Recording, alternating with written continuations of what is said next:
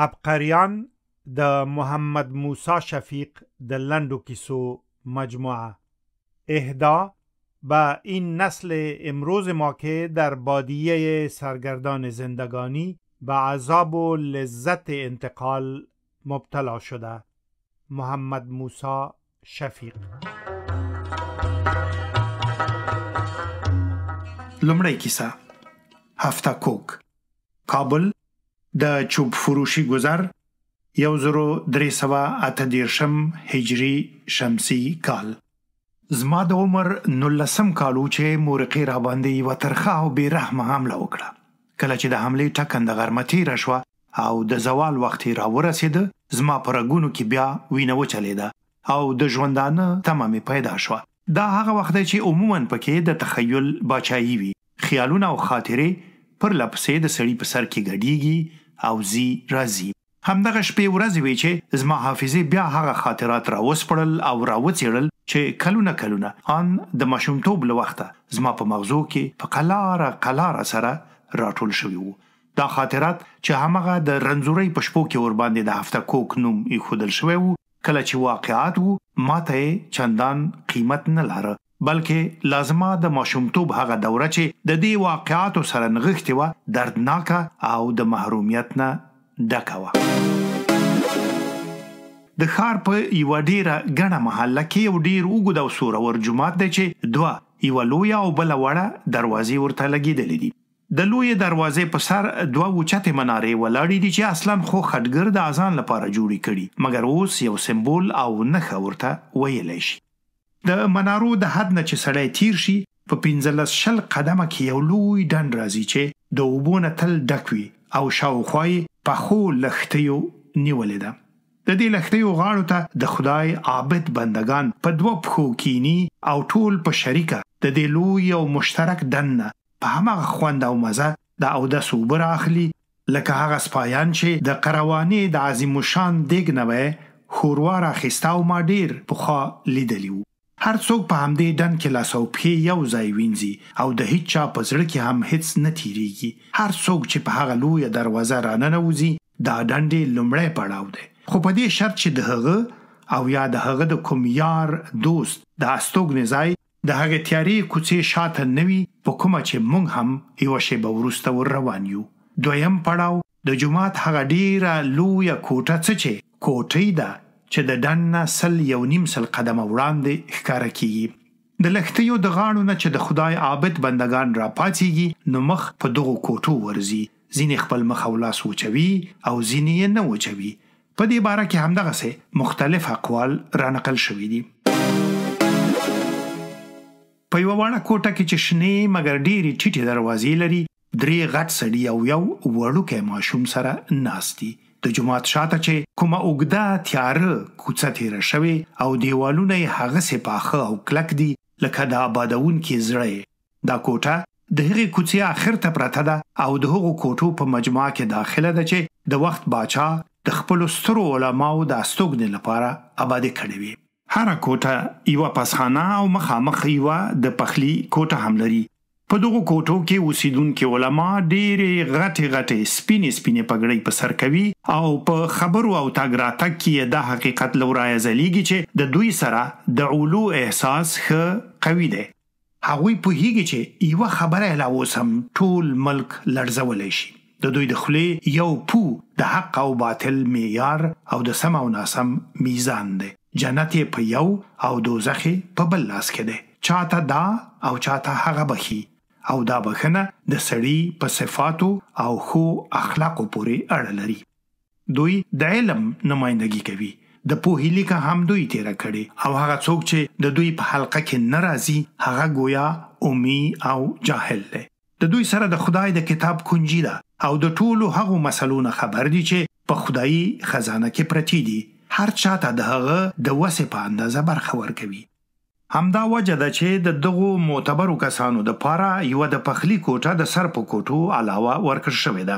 هغو 3 سړیو او یوه ماشوم هم د پخلي د کوټو نه یوه کوټه نیولې ده.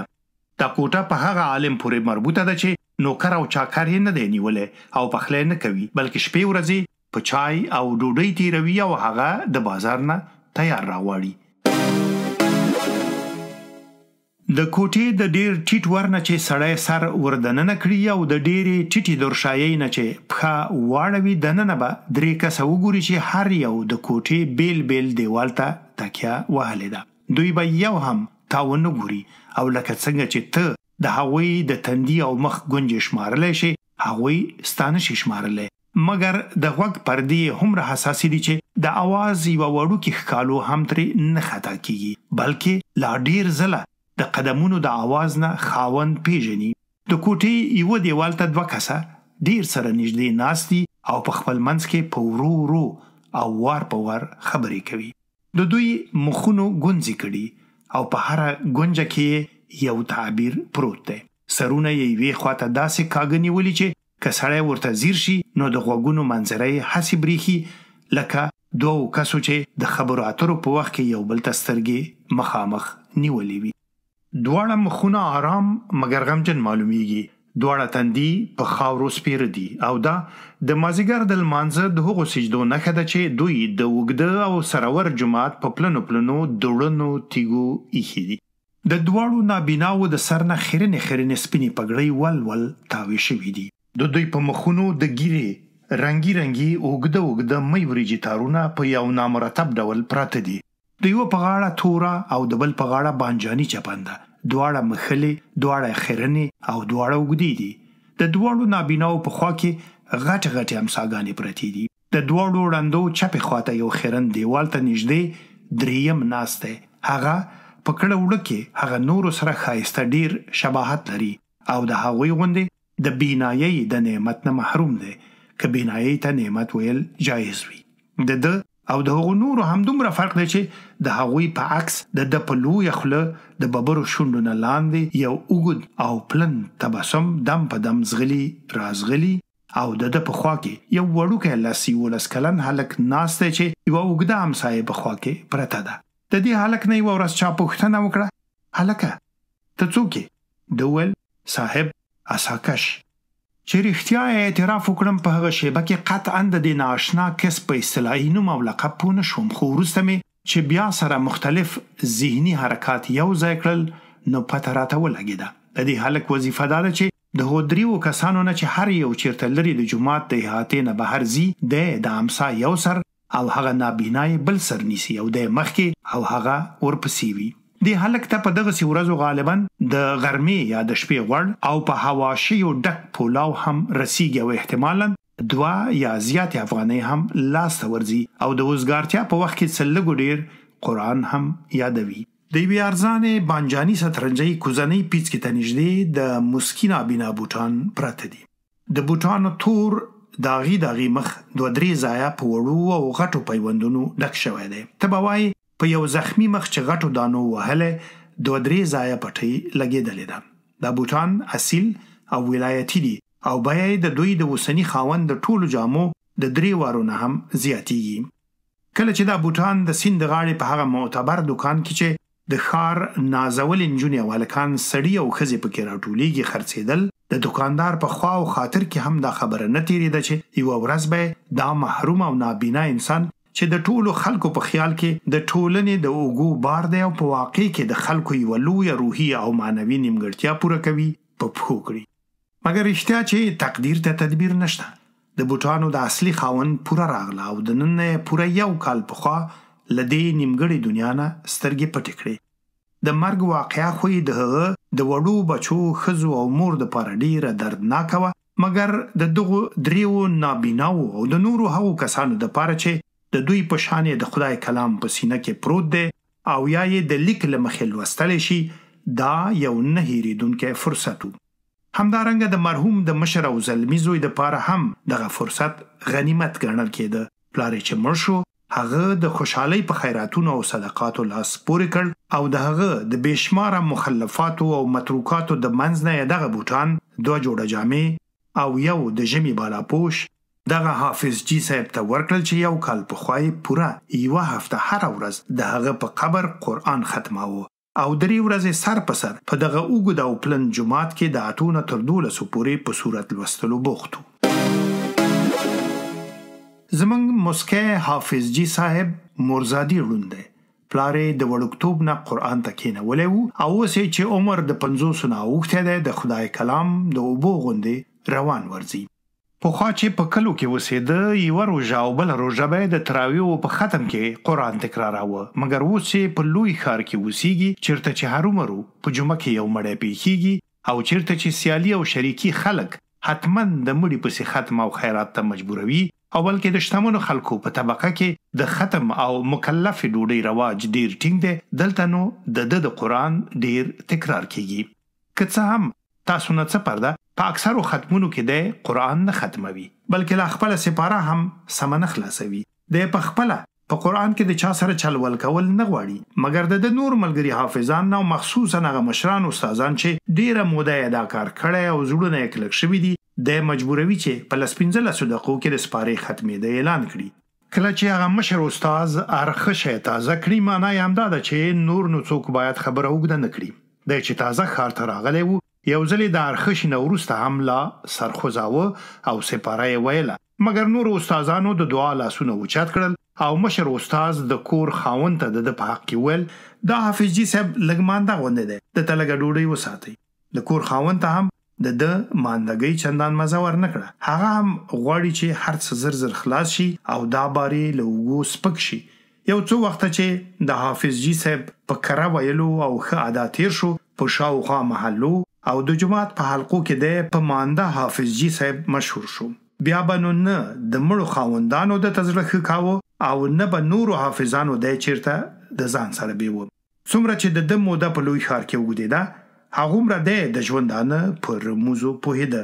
اوس داسې وخت راغلی چې د په خپله په اتوماتیک ډول پوهېږي چې کله د سپارې د ختم اعلان وکړي او بلکې لا که د ده نه مشر حافظ جي صاحب حاضر نه وي د په خپله هم د ارخشي توله وهلی شي. په عام طور زموږ حافظ جي صاحب د سهار د سپېدو نه مخکې د خوب نه پاڅېږي او د امسا په کومک د اوداسه کوزړۍ مومي او چې اودس تازه کړي نو ځان اول صف ته رسوي. په لمانځه کې امام ته د سحر په اوږدو سورتونو کې کله کله فتح هم ورکوي. د لمانځه نه چې راوګرځي نو د سماوارچي د شاګرد راتلو ته غوږ په آواز وي، هغه ته د دې ضرورت نشته چې سحر راشي او پوښتنه وکړي حافظ جي صاحب څه غواړي. هر سبا هغه په خپله همغه متحد المال سباناری راوړي، یو چاینک شین چای، یوه پیاله بوره او نیمه ډوډۍ. که دې ته سړی سباناری وویلی شي نو همدغه سباناری غرمه هم تکراریږي او همدغه د سماوارچي شاګردي همدغه کوټې ته په 12:30 بجو راوړي. ماښام هم عیناً همدغه ناره همدغه کوټې ته راځي. د دغه رژیم په تسلسل کې یوازینی استثنا انګور دي چې د آخر وړي او منی په ورځو کې ورپورې د غرمې ډوډۍ خوړل کیږي او پیسې یې د یو چاینک چای د بیې سره یا معادلې او یا ترې لږې زیاتې دي. زمونږ حافظ جي صاحب هغومره شهرت او مقام ته لا هم نه دی رسیدلی چې د ښار د نورو مالتونو نه په ده پسې د ختم دپاره جواب راشي. د شهرت محلي دی او بین المحلاتي نه دی، نو ځکه یې ګویا نوره هفته خالی وي او یوازې د جمعې شپه غالبا ډکه پیښیږي. د پنجشنبې هر سحر د ده او د امثالو په حیات کې ډیر اهمیت او حساسیت لري. هر څوک چې د مطلب خاوند وي په همدغه سحر په دوی خبر کوي چې سره غونډ شي او په 10 بجو د ختم دپاره د هغه کور ته ورشي. عادتاً د مړو د جمعې شپه د پنجشنبې په غرمه کیږي. دا غرمه ممکنه ده ما او تا ته عادي وي، مګر حافظ جي صاحب او د هغه ملګرو ته یوه لویه ولجه ده. د هغوی په ژوندانه کې دغه غرمه زبردست حیاتي تاثیر لري. د هغوی دپاره دا غرمه هغسې ده لکه لاروي ته د چولې د منځ چینه، لکه د یو موټر خاوند ته د دشت په منځ کې د تیلو ټانک. دا غرمه د ټولې هفتې د ارزوګانو سرمنزل، د خوبونو تعبیر، د تخیل حقیقت، د ژوند چرچا او د ویټامینو مور ده. مګر کله کله چې خبره د یوې عادي جمعې شپې نه غټه وي او یا خو مرحوم او یا د هغه وارثان د یو لوړ اجتماعي شان و شوکت خاوندان وي نو بیا ایتلین په غرمه نه کیږي او حتما باید خبره شپې ته ووځي او ډیر خلک راوغوښتل شي. په داسې حالاتو کې عادتاً حافظان او طالبان ختم د ماسپښین لخوا کوي او که د وخت خلاص شي چې یقینا همدغسې کیږي نو بیا د مازدیګر مانځه ته بهر ځي او ورپسې د ماښام مونځ هم کوي او بیا نو په ګډه بیرته د مرحوم په ځای او د هغه په دسترخوان راټولیږي. دغسې د ماښام ورشو نسبت هغه د غرمې ورشو ته ډیره ببره وي او د پلو او چلاو سالن او قورمین علاوه پکې حلوا، فرني او تازه میوې هم موندل کیږي. همدغسې یوه ببره ورښوده چې زموږ حافظ جي صاحب یې په دې مازدیګر په هغه کوټنۍ کې د خپلو ملګرو نه لږ جدا کینولی دی او د هغه په ببرو شونډو یې یو معلومدار تبسم رسم کړی دی. د همدغې ببرې ورښو برکت دی چې وړوکی هلک اساکش دې حافظ جي صاحب ته نږدې ناست دی او د هغه نورو نه لرې. نن د هغو بوټانو د اصلي خاوند تلین دی چې یوه میاشت کم یو کال یې زموږ د حافظ جي صاحب سره وشو. زموږ حافظ جي صاحب د نورو ملګرو سره نن ماسپښین د هغه مرحوم د زوی په کاله کې سپارې ختم کړي او اوس د ماښام انتظار په ډیره بې صبرۍ وباسي. د خیال دنیا یې ټوله حلوا او پلو کیږي. خوله یې دم په دم اوبه پرېږدي او ذهناً ځان دې ته هم نشي حاضرولی چې د خپلو دوو ملګرو سره په خبرو اترو کې شریک شي او د دنیا د نیمګړتوب او هغه دغه نه شکایت وکړي. چې د ماښام مونځ خلاص شو، د پلن او اوږد جماعت د اوقي امام 3 دعاګانې هیڅکله هم زموږ په حافظ جي صاحب دومره بد نه وي لګېدلې لکه په دې ټاکلي ماښام. نن ایله د حافظ جي صاحب دې ته پام شو چې خدای پاک خو بینا، دانا او سمیع علیم دی. دومره اوږدو دعاګانو ته نو څه حاجت؟ او چې امام د 3یم ځل لپاره لاس پورته کړ او په یو نري شان اوږد آواز یې وویل: دعای حاجات، ادای قرض قرضداران، خلاصی بند بندیان، شفای مرض مریضان، شکست کفار، فتح اسلام او نور. زموږ حافظ جي صاحب د حال په ژبه فریاد کاوه چې زموږ د چا د قرض بند او رند سره څه. حافظ جي صاحب د ځان سره عهد وکړ چې که دا دعا خلاص شوه دی به هیڅکله بیا د بنده مسلمان هیڅ کار نه اوږدوي. د دعا نه وروسته اساکش د امسا یو سر او حافظ جي صاحب بل سر ونیو او د جماعت د منارې لاندې د نورو حافظانو سره یو ځای شول او د هغه ځای نه د مرحوم د کور خواته په یو منظم حرکت وخوځېدل. ته به وایې د اوښانو قافله یا د زاڼو قطار دی. د حافظ جي صاحب خیال صحیح وو. د مرحوم نارینه زوی دسترخوان په رنګارنګو نعمتونو ډک کړی وو. د یوې اوږدې او شدیدې مجاهدې نه وروسته چې حافظانو لاسونه ونیول نو یو درون سکوت زموږ د حافظ جي صاحب ماشوم اساکش په یو خوشایند سوال داسې مات کړ: استاذه، بلې پنجشنبې له د خیره چیرته یو؟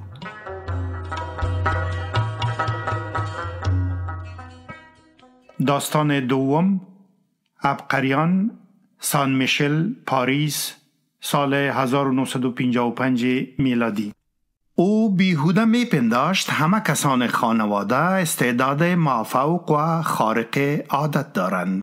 از اینجاست که واژه عبقریان در گفتگوهای نیمه جد و نیمه هزل ما به مقدمه و به اراده هیچ یک از دوتا جا گرفت.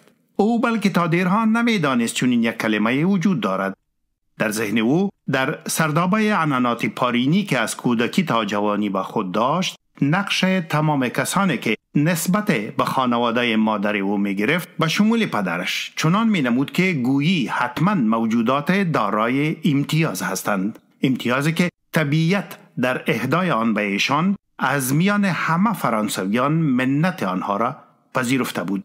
او با آنکه خود را شاگرد چابکدست و چابک فهم اکادمی زبانها و علوم شرقی پاریس می گرفت، هنوز برای گمان که در مورد خانواده فریب آن را خورده بود نام در زبانها سراغ نداشت.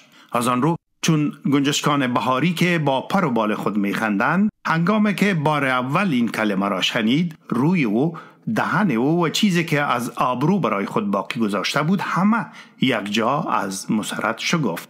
از همان شامی که در آپارتمان مشرف به مدیترانه روی صندلی راحت دوستان مشترک ما با او عکس‌های آلبوم خانوادگیش را تماشا می‌کردم و ناگهان دریافتم که تا چه حد درباره دودمان خود کودکانه تعصب دارد، دیگر هرگز رشته آزار دادنش را بدین مناسبت از دست ندادم. ولی این آزار دادن مانند همه کارهای بیهوده که آدم بدان میپردازد، آخر مرا به یک بیهودگی دیگر فکر کردن درباره دودمان او واداشت. در حالی که بنابر اصول خوش زیستن مرد نباید هرگز پیرامون کسان و خانواده محرویانی که میشناسد به تفکر بپردازد.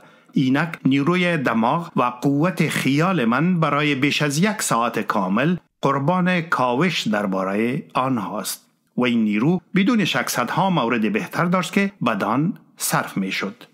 شتابی که همواره در تسلط بر آن نیروی زیاد خود را صرف می کند چون آرایش غلیظ بر سر و صورتش پیدا بود. چند لحظه قبل از وقت معین دیدم در هجوم عابرین از آن سوی نسبتاً سرد شانزلیزه بدین سوی گرم و پرمحبت آن می خرامد. همین که از پشت شیشه های روشن برآمدگی کافه بر متن پیاده رو نظرش به چهره منتظر من خورد، هم از دیدن من در چشمانش برق خوشی دوید و هم از این که منتظر او هستم.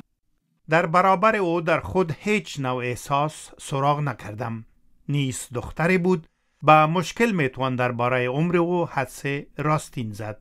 اندام ظریف و باریکش با آدم احساس 17 تا 18 سالگی میداد و نظرهای پخته، آداب معاشرت نسبتاً صیقل شده و آثار گذشتنی های فیزیکی و روحی که بر جسم و در کرده های او پدیدار بود این خط را تا 20 و حتی 25 می کشانید. طرز فکر و بیان او نیز مدد در این را به هم نمی رسانید. گاهی با پختگی غورنمای دخترانی که نو از تعلیمات عالی فارغ می شوند فکر می کرد و گاهی جرأت داخل شدن در چنان ابحاث پیچیده روانی اجتماعی و سیاسی را داشت که جز دختران مدارس ثانوی کسی به چنان تحور دست نمی زند مگر در مراحل بعدی کسب دانش. در زندگی 2 چیز برای او حتما بی ارزش بود: یکی حفظ اسرار کس و دوم کار. 2 چیز دیگر هم برایش حتما با ارزش بود: یکی تنازی و دوم یک نوع لاقیدی که متاسفانه به اعماقش راه داشت. من با زندگانی او از دیر آشنا بودم، ولی آشنا و بس. خودش فکر میکرد هرگز به زوایای اندرون حیات او سر نزده و از پیچ و خم روح و دماغ او آگاهی نداشتم. اگر از هیچ رهگذر دیگر نباشد، تنها به علت تنبلی طبع خود من هم بیمیل نبودم حرف او را بپذیرم و دامن گفتگو را کوتاه کنم. مگر با این هم در وجود او و در مجرایی که زندگانی او اختیار کرده بود برای اندیشه من و حتی برای احساس من نقاط بود تحریک کننده و کاوش انگیز. بر حسب که معمول اوست سخن باید حتما با ذکر یکی از افراد خانواده آغاز شود. از دختر عمه خود مارتین که اکنون در برزیلیا به سر میبرد مکتوب داشت نسبتاً دراز و به حد کافی معمولی. اما در میتولوژی خانواده ثبت است که از عبقریان کسی نمیتواند معمول و عادی باشد. چشمانی نیز گرد شد و در یک به هم خوردن پلک ها دیدم جای خود را به یک وکیل دعوای مصمم و لجوج می دهد. در همان دقایقی که او مکتوب دختر عمه را به سوی من می خواند و بران داد تبصره می داد، من به یاد معلم نسبتاً پیر خود افتاده بودم که دیگر سال هاست در آغوش خاک افتیده. در صنف ما جوانی بود با ریش و سبیل انبوه و خطوط بیهوده چهره که خانه او در ده معلم سال خورده قرار داشت. استاد به جهت به این فکر افتیده بود که اگر این جوان از عقل و درایت عاری دانسته شود، خواهی نخواهی این دانستن بر مقام خود او هم سایه تاریک خواهد افکند. از آن رو همیشه تصمیم داشت در موقع امتحان با او درجه عالی را تضمین نماید. مگر هیهات که استعداد محصل به هیچ وجه حاضر نبود با معلم خوشبین و نیت بخیر کمک کند. در روز امتحان همین که معلم پارچه مشکوک را به دست خود می گرفت، ناراحتی عجیبی بر او مستولی می گشت و در یک تلاش مضحک برای یافتن یک اساس ساختگی جهت کمک با محصل همقریه بردهای سپید خود را با دستان عصبانی زیر و رو می نمود و در حالی که به سوی پارچه به دقت نظر می افکند با آواز بلند می گفت: این محصل عجب خطی دارد. او حتی از خاطر همین خوشنویسی خود مستحق عالی ترین درجه است. نیز مکتوب را روی میز گذاشته و پیاله قهوه خود را برداشت. من نتوانستم با او مستقیما اعتراف کنم که در تمام مدت مکتوب خوانی و من مشغول استاد و همسنف خود بودم، ولی وقتی از خط دختر عمه خود ستودن گرفت گفتم عجب خط خوبی دارد و بیدرنگ یک خنده بیجلو سر دادم. او هم بدون آنکه فرصت سوال و تفکر را به دست آورد مجبور شد با من یک جا بخندد. جریان‌های نیرومندی که صادق باشد به دیگران مجال مقاومت را نمی‌دهد. بعد از آن که موج خنده درگذشت بلافاصله به شرح زندگانی دختر عمه خود آغاز کرد. او بعد از آن که از سقوط ازدواج دوم خود اطمینان حاصل کرده بود دیگر حتی با خانواده خود هم نتوانست زندگی کند و از آن رو در امریکای لاتین یک حیات آزاد و تنها را پیش گرفته است. همین که آزادمنش صریح، بی‌ریا و با جرأتش قلمداد کرد یقین است در کنج دهان و گوشه چشمان من دیباچه از تبسم نگاه او را متوقف ساخت. با اشاره چشمان کوچک و زنده دل خود از من پرسید یعنی چی؟ گفتم هیچ، بجز این که میخواستم بگویم از عبقریان است و باید چنین باشد. فصل دومی از یک خنده قهقه و بیباک چون تابستان در وادی سیمای او به یک بارگی شگفتن گرفت. او از آن دهانهای داشت که به هنگام خنده با آبشارهای آفتابی میماند. اگر حرف مرا کس میشنید در مکاتب به دختران رسم خنده کردن را می آموختند. اکثریت زنان به هنگام خنده یا گرفتار یک نوع عصبانیت چهره می شوند و یا هم خنده را می گذارند مانند اشک تنها از یک کنج دهانشان بیرون شود و بس. تو گویی یک عمل ناخواسته را به اجبار انجام می دهند. در شرق که زنها نباید به جهر و آواز بلند بخندند این نوع تنش‌های چهره که محصول یک پیکار حاد بین خواسته های طبیعت و خواسته های اجتماع و تربیه اسارت پیشه آن است خنده زنان را هنوز هم بد آینتر می سازد. در محافل خانوادگی و شبنشینی های دوستانه حتما دیده اید که زنان شرقی به دو مرحله می خندند. در مرحله اول بعد از شنیدن نکته یا بزله خنده بر دهن زن هجوم می آورد ولی او جلوه شگفتن آن را می گیرد و به اطرافیان مرد خود می نگرد و همین که علامه قبول را دریابد بعد به قهقه اجازه سرازیر شدن می دهد. خنده ای نیست چون گل شفتالو می شگفت و سراسر دهان کشاده و لبهای پرگوشت او را به یک بارگی فرا می گرفت. با او گفتم دختر عمت آزادمنش صریح، بی‌ریا و با جرأت است، درست؟ گفت بله بدون شک. گفتم اگر دست تصادف با او یاری نمی کرد و در خانواده غیر از عبقریان به وجود می آمد این روش های او زیاده روی ها شمرده می شد و امروز در کنار این میز قرمز رنگ و در شیشه خانه سرراهی این کافه تناز من و تو مجلس غیبت او را چاق می کردیم و می گفتیم بیجلو، بدزبان، پررو و گستاخ است. برای اعمال انسان معیار جهانی و مطلق وجود ندارد و اگر هم عمل به ذات خود به هنگام به وجود آمدن مجرد و مطلق باشد چون نگاه کسی که آن را خواسته یا ناخواسته به چنگ رصدخانه قضاوت خود می دهد رنگ اندرون خود آن کس را دارد. از آن رو اطلاق و تجرد آن عمل به ذات خود نتیجه جز در عالم مطلق وجود یا وجود مطلق بار نمی آورد. حرف که پیچیده شد نیس را دیدم مانند همه دختران تنبل نسل ما می خواهد بگوید من حوصله‌ام سر رفت. این را بگوید و از آن حتی به نام آزادی احساس بر ارزش خود نیز بیفزاید. هر وقت در گونه های لطیف او درشتی پیدا می شد دیگر می دانستم صحبت ملایم و نازک ما نزد او به یک درس ثقیل در یک صنفی که معلمش نه رنگ و رخ قابل دیدن دارد و نه هم ملکه لطیفگویی مبدل گردید. ولی نمیدانم چرا با وجود نشانه های انزجار که در چهره و حتی در سراسر انگشتان ظریفش نمودار بود چون رهنمای سیاحین در خرابه های باستانی با پررویی و حوصله کامل دوام دادم. برایش افسانه مردی را گفتم که از علف نخوردن گاو خود نزد دوست خردمند و چاره‌ساز شکایت برده و گفته بود همین که زمستان آمد این حیوان آشنا با علف‌های سبز از خوردن علف خشک ابا می‌ورزد. دوستش به او مشوره داد تا برای گاو عینک سبز بخرد و هنگام خوردن علف به چشمهایش ببندد. در یکی از ممالک مشرق زمین مردم از ناسازگاری احکام قضات با واقعیت‌های آشکارای زمان و محیطشان شکایت داشتند و بر سبیل مثال می گفتند تمام فیصله هایی که در مورد خطاهای رانندگان اتومبیل صادر می شود تقریبا در همه احوال راننده را به جزای بسیار شدید محکوم می سازد.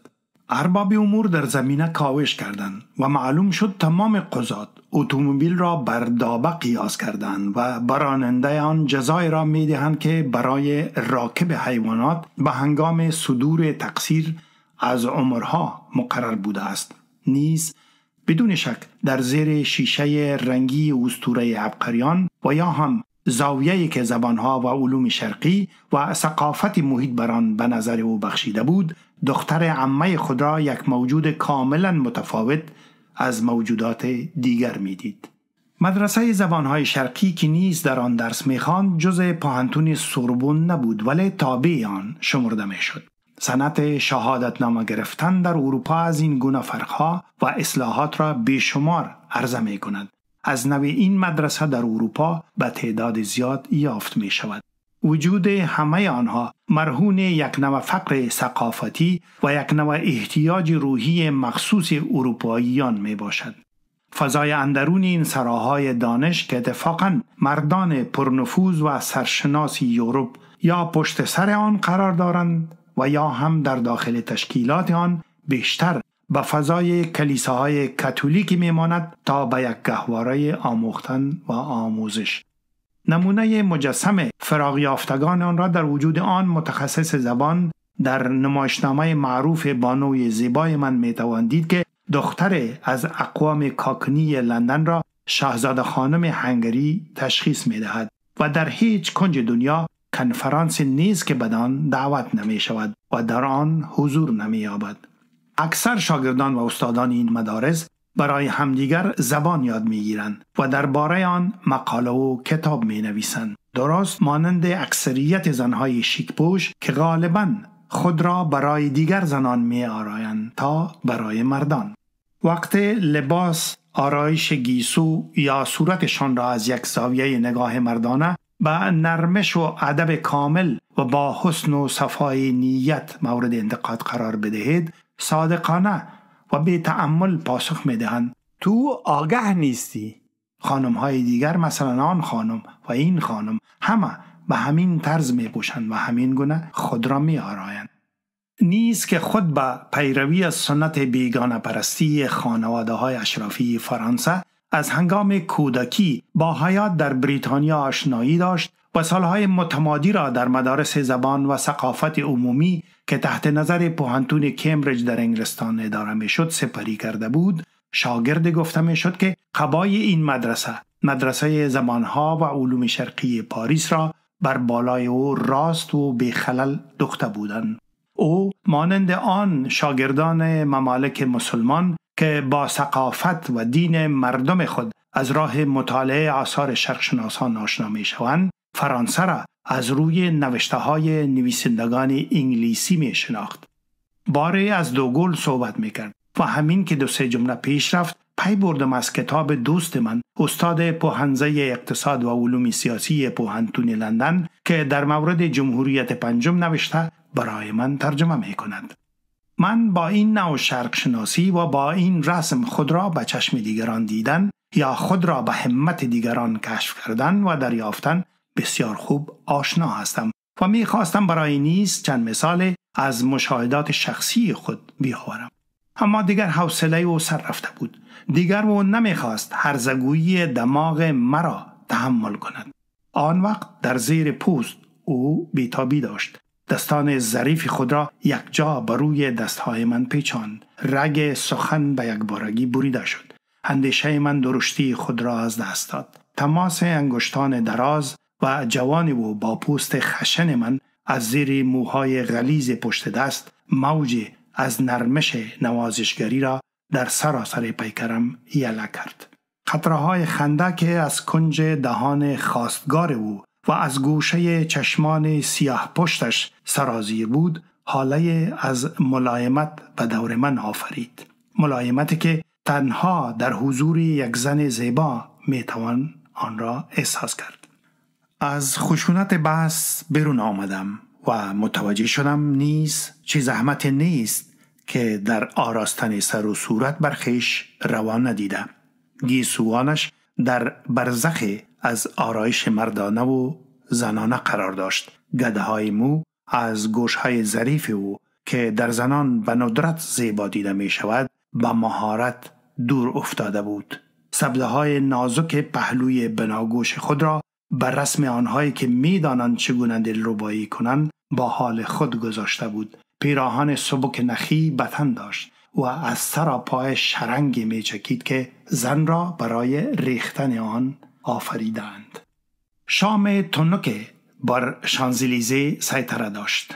در پاریس بعد از این که روز پشت لب سیاه کند، شیطان به پوست زندگی می درآید. آدم فرق این شهر معصوم و پرگناه را از دیگر شهرها که یا هم آلودند و یا هم بیرنگ و بو فقط بعد از غروب میتواند بفهمد. و چنان هم نیست که تنها فکر باز شدن لانه های عشرت شبانه آن همه تندی و مستی را در رگهای پاریس میدمد. با آغاز شام بی مقدمه بیقراری گناه سر تا پای آدم را فرا میگیرد. نیز که از مستی شام میتپید بی جهت و ناگهان یاد از سارتر کرد و من به حال آن بیچاره دلم سوخت. جوانان زیاد در سر تا سر دنیا چون تعبیر دیگری برای مشیت خود نیابند آن را به دو حواله می دهند. نیز نخواست از سوال همیشگی خود بگذرد. از من پرسید چرا به من علاقه داری؟ گفتم چگونه میدانی به تو علاقه دارم؟ گفت کی گفتم که میدانم؟ جوابش را به خنده دادم که میانش چون دهل خالی و رنینش معنی داشت. حقایقی که در روابط بشری ارزش واقعی دارند، هم مانند که از دسترس تحلیل و دستبرد منطق دورند. ولی اگر با او این را در میان می نهادم، یقیناً برای ثبوت این گفته هم از من حجت می خواست.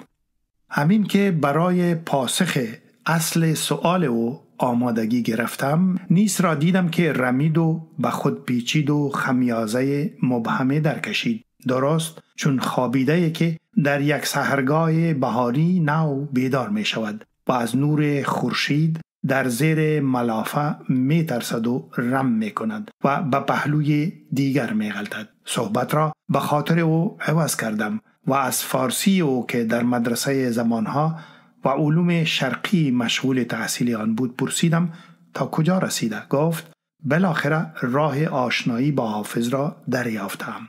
تعجب کردم، ولی بلافاصله دو سه بیتی از دیوان او سرود. صدای نرم او آمیخته بود با اند از عدم اطمینان، برگ از بیگانگی و لحن از سبکروحی حروف در زبان فرانسه. خوش شدم که خوش و راضی است. به نظرم خوشبخت از آن خورد که هنوز در سطح زندگی میزیست، در سطح اندیشه، سطح احساس و سطح تعلق به هر چیزی که باشد. خود ارزش می آفرید و خود هم آن را رخصت عدم می داد. از بسیاری این جهات به انسانهای وحشی و بدوی می ماند که در شهر وجودشان هیچ نوع پلیس وجود ندارد. شام در چشمان کوچکش سایه انداخته بود و تنگنای نیمه تاریک درون دیدگانش درست چون سرنوشت مبهم می نمود. نوک انگشتان خود را باز درون موهای غلیظ پشت دست من آهسته فرو برد و آهسته تر از آن گفت استاد متون ما آدم سختگیری است. و میان حرفش دویده گفتم چه می شود؟ همه زنها از آدمهای سختگیر زیر دل خوششان می آید. گفت غلط محض، اما به هر حال این که موضوع بحث نیست. او یعنی همان استاد متون از من متن از فارسی معاصر را جهت تحلیل و تجزیه خواسته.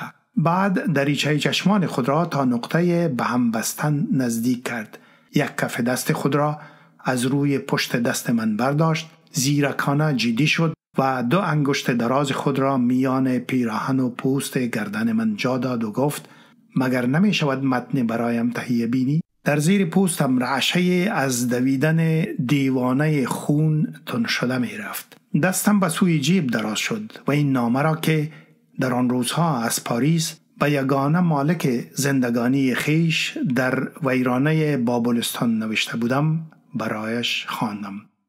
پاریس، 9 مارچ. گرانبها، پیر مشرق 2 جریان به هم متضاد را حتما در چنین یک حالت به هم یک جا سروده که اکنون بر جزیره مشاعر من در این شب تنها و لبریز از عمیق‌ترین تلاطم خوشبختی سیطره دارد. قدح پر کن که من در دولت عشق جوانبخت جهانم گرچه پیرم، چنان پر شد فضای سینه از دوست که فکر خیش گم شد از ضمیرم.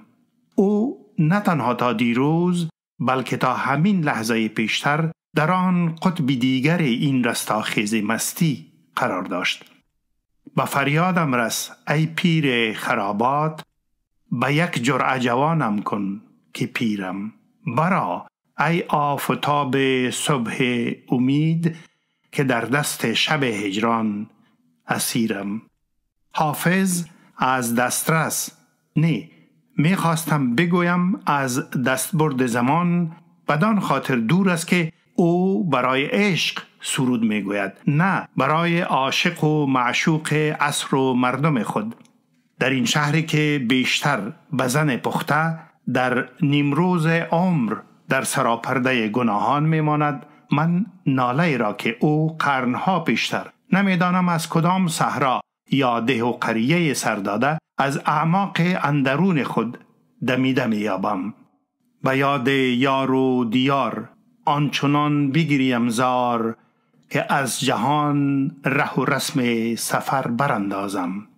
به هر حال شب است و من به کسی میمانم که در قطب‌های جنوب زورقش را طوفان خشمگین شکسته و هفته‌ها نشانی از نور و زندگی ندیده باشد و ناگهان در همان ظلمت و جمود و یخبندان برق از طلیعه امید برویش سمنزار از آرزو و جمعیت خاطر بیافریند. پیام 3-4 روز پیش تو را گرفتم. نخست لرزه تفسیر ناپذیر بر اندامم نشست، بعد موجی از تب، بعد رستاخیزی از سرور و بعد هم یک طوفان و یک آرامش مجدد که این همه چنین یک جا فکر میکنم تا کنون بر انسان تسلط نداشته تا شیوه تعبیر برای آن آفریده میشد. یک حالت که انسان را تا به اعماق حقیقت حیات فرو میبرد و از آن سوی دیگر محور و قطب این حقیقت که من در این لحظه چون سیاره آن را تصور میکنم بیرونش میبرد. حیات با نادرترین، دقیقترین و فراگیرترین معناهای آن حیات به طوری که ندیده شده و نشنیده و نه هم چشیده شده. اینجا در این سفر بر دنیای دماغ و قلب و روح و جسد من یک امتحان عجیب می گذرد. تو گویی همه را در یخچال گذاشتند و بجز همان یک معنی و مفهوم زندگانی یارای احساسی دیگر همه چیز از این همه داشتنی هایی که وجود را تشکیل می دهد پس گرفته شده. می دانم این همه گفته ها بدان می ماند که روز من از مولانا می خواندم و یا هم از جان پل سارتر و کلمات و عباراتشان را نامرتب و نامفهوم می یافتم چون یاوه های تب محرقه و سرسام. ولی اگر درست بگویم این گفته ها را که می خوانی در حقیقت مجموعه هر دوست. در آن عمق سیر مولوی در گردون آرام و متلاطم روح بزرگ و منبع لامحدود آن و در آن نظر تند، سرد، بی‌پروا و گستاخ سارتر که از فرط یخ بودن و برودت خود چون زمحریر می سوزاند و از همه قشرهای ریا و دروغ در ظاهر و باطن زندگانی انسانی در ماحول و در اندرون انسان نه چون نور بلکه چون گلوله می گذرد. آره، این هر دو در این گفته هایی که امشب می خوانی یک جا گرد آمده و یک جا دیده می شوند و شاید هم اولین بار باشد که آن دو در یک دل، در یک دماغ، در یک روح و در یک جسد چونین یک جا گرد آمده و چونین هم به دست تعبیر سپرده می شوند. تنها یک بار و آن هم تنها برای تو. شیرین این قرن از فرهاد خود آرزوی شکافیدن بیستون را نمی کند. او گره های زندگانی روزمره را به دست این فرهادان سراسیمه در کافه ها، در جاده ها، در تئاترها، در مدرسه ها و در میله های شبانه و روزانه سپردن و باز کردن می خواهد. عیب مهرویان بعد از جنگ دوم جهانی آن است که هم خسرو می خواهند و هم فرهاد و از هر فسیله چند تا، چون که گره های زندگانی بیشمار است و همه را هم در یک وقت، چون که ترس از دست دادن خاصیت این دهه و شاید هم چندین دهه ما باشد. نیز نامه را از دستم پراند و هفته دیگر اصل ورق پاره های خود را از صندوق پست دم آپارتمان خیش دریافتم.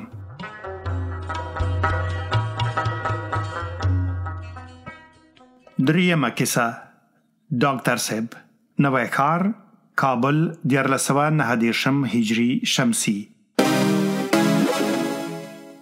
ډاکټر صاحب چې د یورپ نه راستنېده نو دای د ځان سره غوټه کړې و چې ضرور به د خپل وطن یو پیغله واده کوي. د ده په نظر کې خارجي ښځه کول اساساً د ملیت پرستی د مفکورې سره چندان برابر نه وو. د به حتی لا په یورپ کې همیشه خپل ملګرو ته ویل تاسې چې دلته ښځې کوئ هغه زمونږ په وطن کې ناستې تعلیم یافته نجونې نو چاته د پلو لاندې کوڅۍ لویوي. برسیره پر دې ډاکټر صاحب په دې خبره هم ځان قانع کړی و چې د هیواد او د یورپ د ثقافتونو بنیادونه سره دومره زیات توپیر لري چې که دوه کسه د دغو دوو بیلو ثقافتونو په غولي کې لوی شوي وي د هغوی به د فکر طرز، د معیشت لار، د عواطفو او احساساتو مجرا او د هغوی په نظر کې به د اجتماعي اساسونو د تقدیر او اندازه کولو دومره فرق وي چې د هغوی روحي او عاطفي یووالی ورسره بیخي ناممکن ښکاري.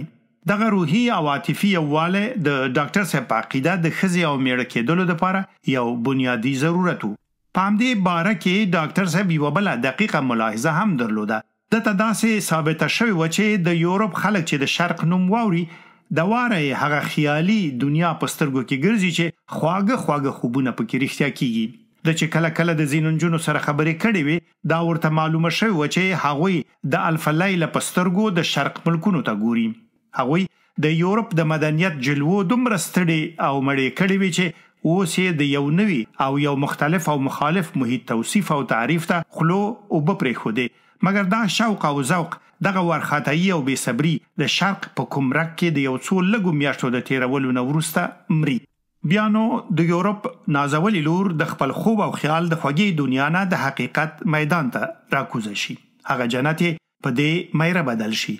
دلته تازه د خبرې ته پام شي چې د میړه د وطن خلک د دې په ژبه خبرې نه کوي، د دې غوندې فکر نه کوي، د دې غوندې خوراک څښاک نه کوي. د میلمنو او خپلوانو سره روابط د هغه څه نه چې دا ورسره اموخته ده ډیر زیات توپیر لري. دلته ځان مجبور ګڼي چې د میلمنو سره د هغومره تود وضعیت او اختلاط نه ځان وساتي څومره چې دې ته د پلار په کاله کې یو اجتماعي ضرورت ښکاره کېده. بلعکس دلته د میړه د مشر ورور د هغه د پلار د تره او نورو مشرانو ښځو او نارینه و دومره ادب او احترام وکړي چې کله کله یې بیخي ملامتولو ته نږدې کوي. دلته باید دې ته هم تیاره وي چې میړه به یې ډیر ځله یوازې د نارینهو مجلس جوړوي او د خپلو نارینه دوستانو سره به دومره نږدې په تماس کې وي او داسې وضع به ورسره کوي چې د نفسیاتو یو سودایي عالم حتما په سودا کې اچوي او د غیر طبیعي علایقو ګمان ورباندې کوي. وطن ته د ډاکټر صاحب د بیرته راتلو نه اوس زیاتو کم 3 میاشتې تیرې شوې دي چې په یورپ کې وو نو د خپلو وروستو 5 کلونو په استوګنه کې ورته دا ضرورت ډیر زیات محسوس شوی و چې باید د خپل هیواد د ثقافت نه پوره خبر وي. د هلته ولیدل چې په خلکو د خبرې چندانې تاثیر نه کاوه چې د به ورته د فرانسې د لوی انقلاب په باب کې څه ویلی شو یا به ورته د یورپ د فلسفو نومونه صحیح تلفظ کول او د هغوی په باب کې به ورته معلومات ورکولی شو. دا خبرې هغوی ته د ده نه ښې یادوي. هغوی غوښتل چې د وطن د تاریخ، جغرافي، حقوقو، د فکر طرز او د ژوندانه د فلسفې په باب کې د خپلو معلوماتو خزانه زیاته کړي. هغوی د لامارتین د قصیدو نه پوره خبر وو، مګر د جامی او خوشحال خان په باب دومره څه نه وو اورېدلي چې تنده یې پرې ماته شي. هلته ډاکټر صاحب د هغه وخت شاګرد په دې پښیمانه شو چې ولې د پښتو او دینیاتو معلم صاحبانو ته هغومره غوږ نه وایي چې د غرب د فلسفې ښوونکي مستر او پروفیسر ته یې ایښود. د ډاکټر صاحب ښه په یاد دي چې یوه ورځ د خپلو همزولو او ملګرو سره په پوهنځي کې خبرې کولې او خبره په صادراتو او وارداتو راغله. د انګلستان صادرات او واردات چست وښودل، مګر د خپل وطن د صادراتو په شمارلو کې مانده او پڅ راغی او چې بحث په ښارونو شو نو د یورپ مشهور بندرونه او ښارونه یې په یوه ساه حساب کړل، مګر د خپل ملک ورته فقط یو څو مشهور معلوم او نورې څه ونه شو ویلی. د دې نیمګړتیاوو د پوره کولو لپاره ډاکټر صاحب د یورپ په کتابخانو کې د خپل وطن په باب مطالعه وکړه او گویا د لاس غوټه یې په خوله ایله کوله. په مطالعو کې دته د یو مستشرق احساس پیدا شو او بالاخره د ځان سره غوټه کړه چې د خپل ډاکټرۍ رساله هم په خپل ملک کې د ځینو ثقافتي مسایلو او اساسونو نه په تحول او تطور باندې ولیکي او مخصوصا هغه مستقل عناصر بیان کړي چې دته په خپل ثقافت کې مهم ښکارېدل او د وطن ته یو ممتاز او بیلونکی صفت ورکړی و. رښتیا او دروغ ډاکټر صاحب چې هم یې ښه درجه اخیستې وه او هم یې ځان د خپل وطن په باب کې پوره ملا کړی و نو یې په ځان اعتماد زیات شوی و او د خپلو نورو ملګرو او هم سبقونه ورته په ځان کې یو څه زیات ښکارېدل. غرور خو ورته سړی نشي ویلی، مګر په ځان اعتماد او د خپل نفس نه رضایت یې بللی شو. اوس چې د ډاکټر صاحب په وطن کې څو میاشتې تیرې شوي دي نو د کور آبادولو فکر ورسره جدي دی. دی په دې ښه پوهېده چې د په وطن کې څه کلاسیک وسایل د ښځې د انتخاب دپاره موجود وو، مګر د یورپ 8 کلونو ورته دا خبره هم ګرانه کړې وه چې اوس یو داسې څوک د خپل ژوند ملګری کړي چې بیخي ورسره نه پیژني. پښتنو پلټنو ډاکټر صاحب ته دا خبره ثابته کړه چې اوس د په ملک د ښځې کولو دپاره د پخوانیو او غربي میتودونو یو مخلوط استعمالیږي. څوک به پیدا کوي چې د شپې مجلسونو ته د لار پیدا کړي، بیا به هلته د جنکیو سره په خپله اشنا کیږي، بیا به بل څوک پیدا کوي چې د مور او پلار سره خبرې وکړي او ممکنه ده په خپله د جنۍ سره هم دغه څوک خبره غوڅه کړي.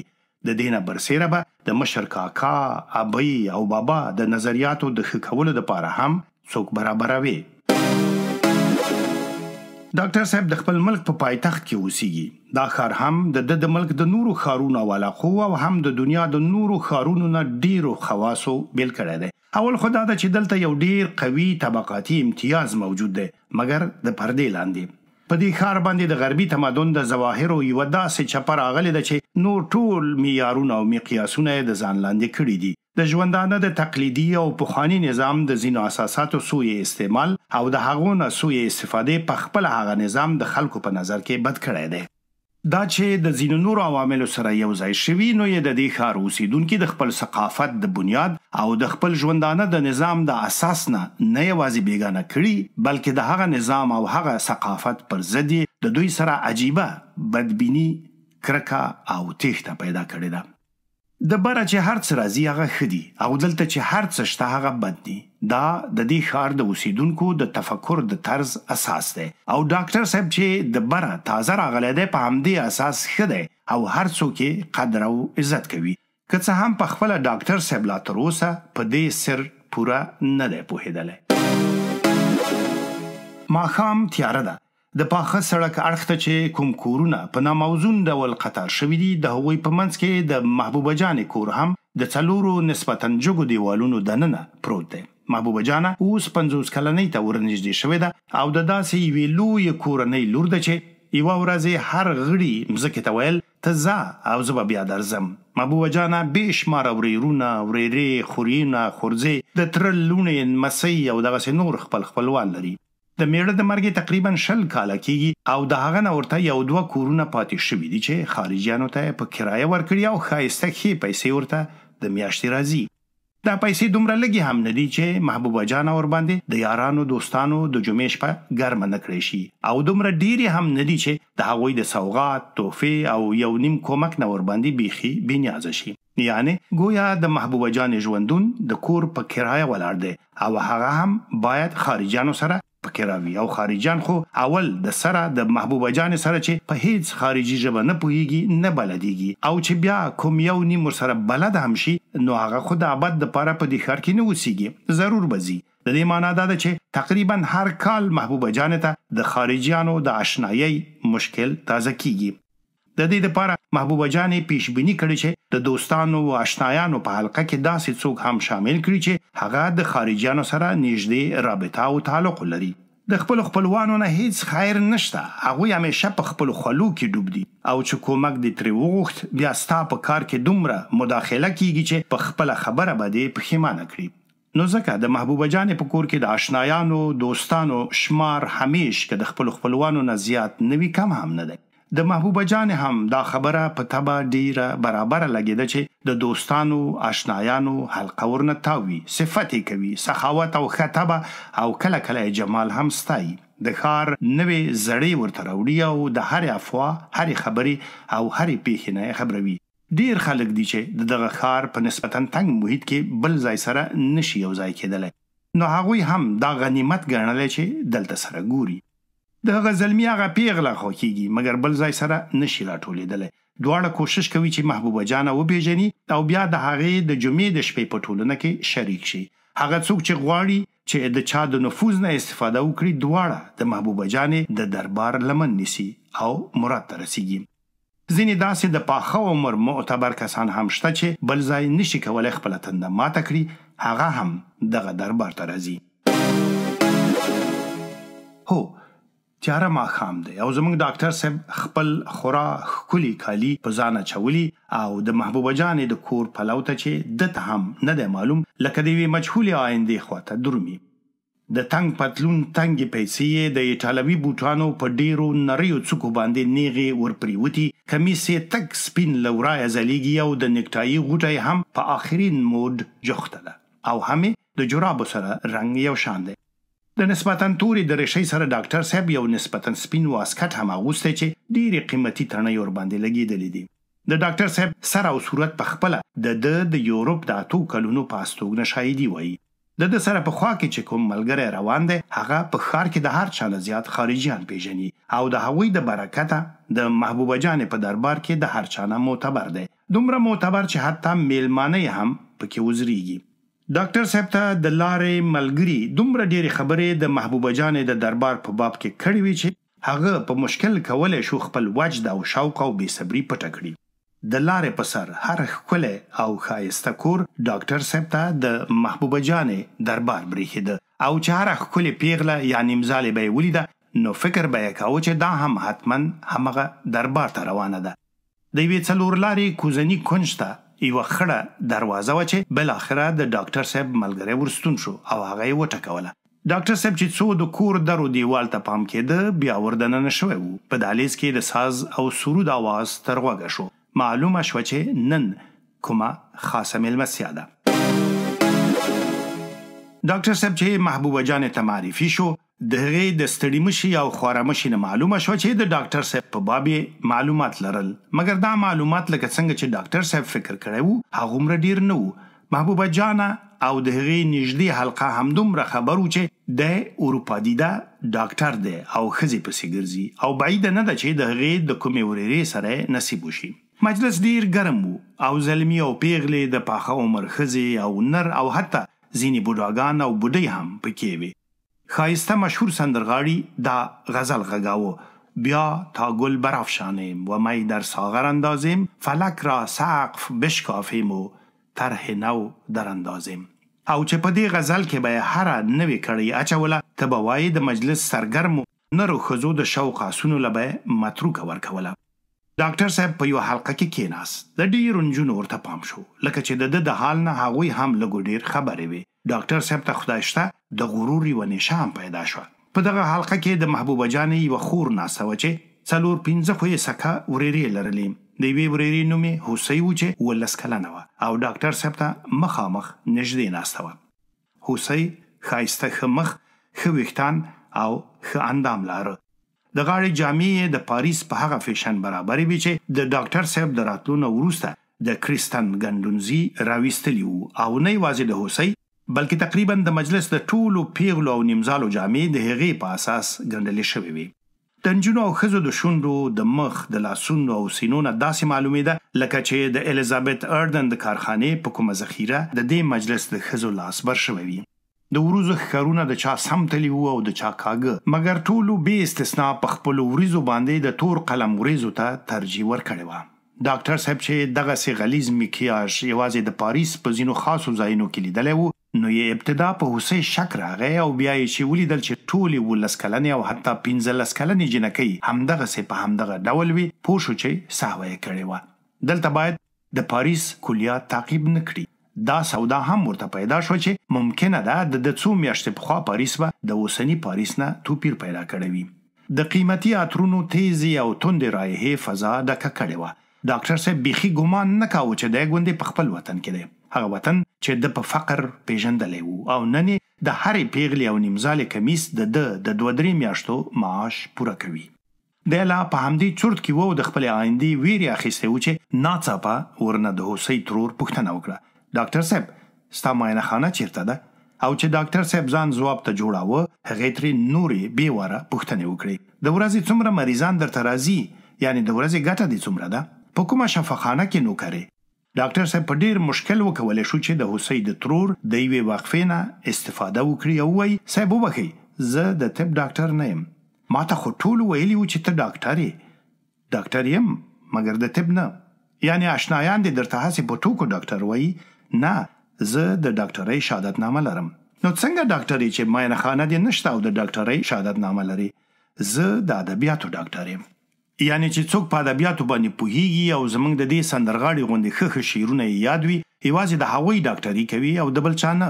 نه صاحب، زه په ادبیاتو کې د ډاکټرۍ شهادتنامه لرم. دلته هوسۍ مداخله وکړه، خپل ترور ته د ادبیاتو د ډاکټرۍ د امکان په باب توضیحات ورکړل او ورته ویل په نوره دنیا کې د نورو شیانو ډاکټران هم شته. د هوسۍ ترور همغسې په تعجب کې وه، غټه جټکه یې خوړلې وه، مګر د ډاکټر صاحب نه بیا هم پوښتنه وکړه: ښه، څو کاله سبق دی ویلی؟ تقریبا 20 کاله. څو کاله په یوروپ کې وې؟ 8 کاله. اوس دلته څه منصب لرې؟ استاد یم. استاد یعنې معلم یې؟ هو. د هوسۍ ترور په یوه داسې عصباني حرکت د حلقې نه پاڅېده چې پټول یې ګران کار و. د هغې د وتو نه وروسته ډاکټر صاحب بیا وکولی شو چې خپل حواس راټول کړي او د هوسۍ سره د خبرو لړ راونیسي. دا څومره ښایسته کمیس دی اغوستی؟ دا همدلته جوړ شوی؟ هو، ټوټه یې د لندن ده مګر جوړ شوی همدلته دی. هوسۍ د ډاکټر صاحب سر و صورت خورا خوښ کړی و، نو رانږدې شوه او ورنه ویې پوښتل: د پاریس نه کله راغلی؟ 3 میاشتې کېږي. ته هلته وې چې د بریژت باردو زوی وشو؟ نه، زه د فرانسې جنوب ته تللی وم. عجب، ته څنګه په هغه وخت کې د پاریس نه د باندې تللی وې چې د بریژت باردو زوی کېده؟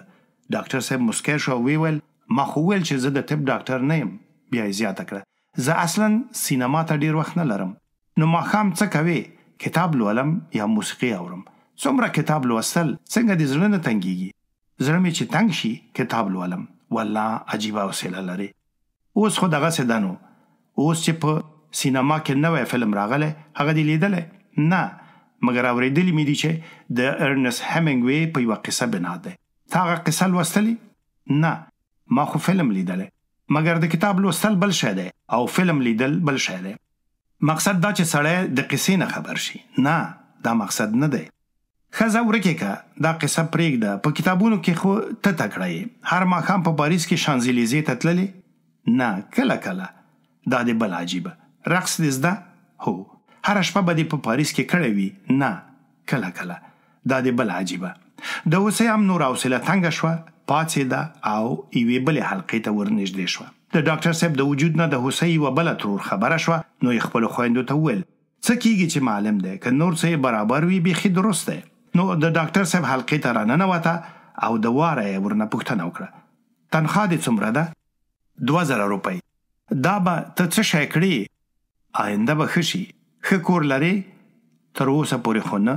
د هوسۍ بلې ترور هم چې ډاکټر صاحب پرېښودلو نو ورته ویل دومره څوک دې هم نه و چې تا ته ویلي وی یو بل سبق ووایه.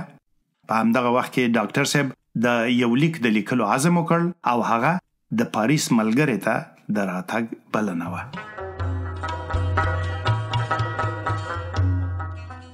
د تمې کاروان باغوان کوڅه کابل 1438 هجري شمسي. د کوم کور د دیوالونو دننه چې دا قصه شروع کیږي هغه د ښار په هغه برخه کې پروت دی چې د عمر په لحاظ هغومره زړه نه ده څومره چې د دې نه سهیل، لمرخاته او لمر پریواته خواو ته برخې زړې دي. مګر د قطب خواته نوو آبادیو دا هم ګرانه کړې ده چې اوس دې برخې ته څوک نه وي وایي. د آبادۍ په لحاظ د دې برخې او د ښار د نورو زړو برخو په منځ کې چندان فرق نشته. په هره کوڅه چې برابر شي د مردارو بویونو ډډوزې به لکه د کچرۍ سپاهي درپسې شي او لکه د اړ د غومبسې غوندې به دې وزغلوي او د غشي په شان به دې د کوڅې د هغې بلې خوا نه وباسي.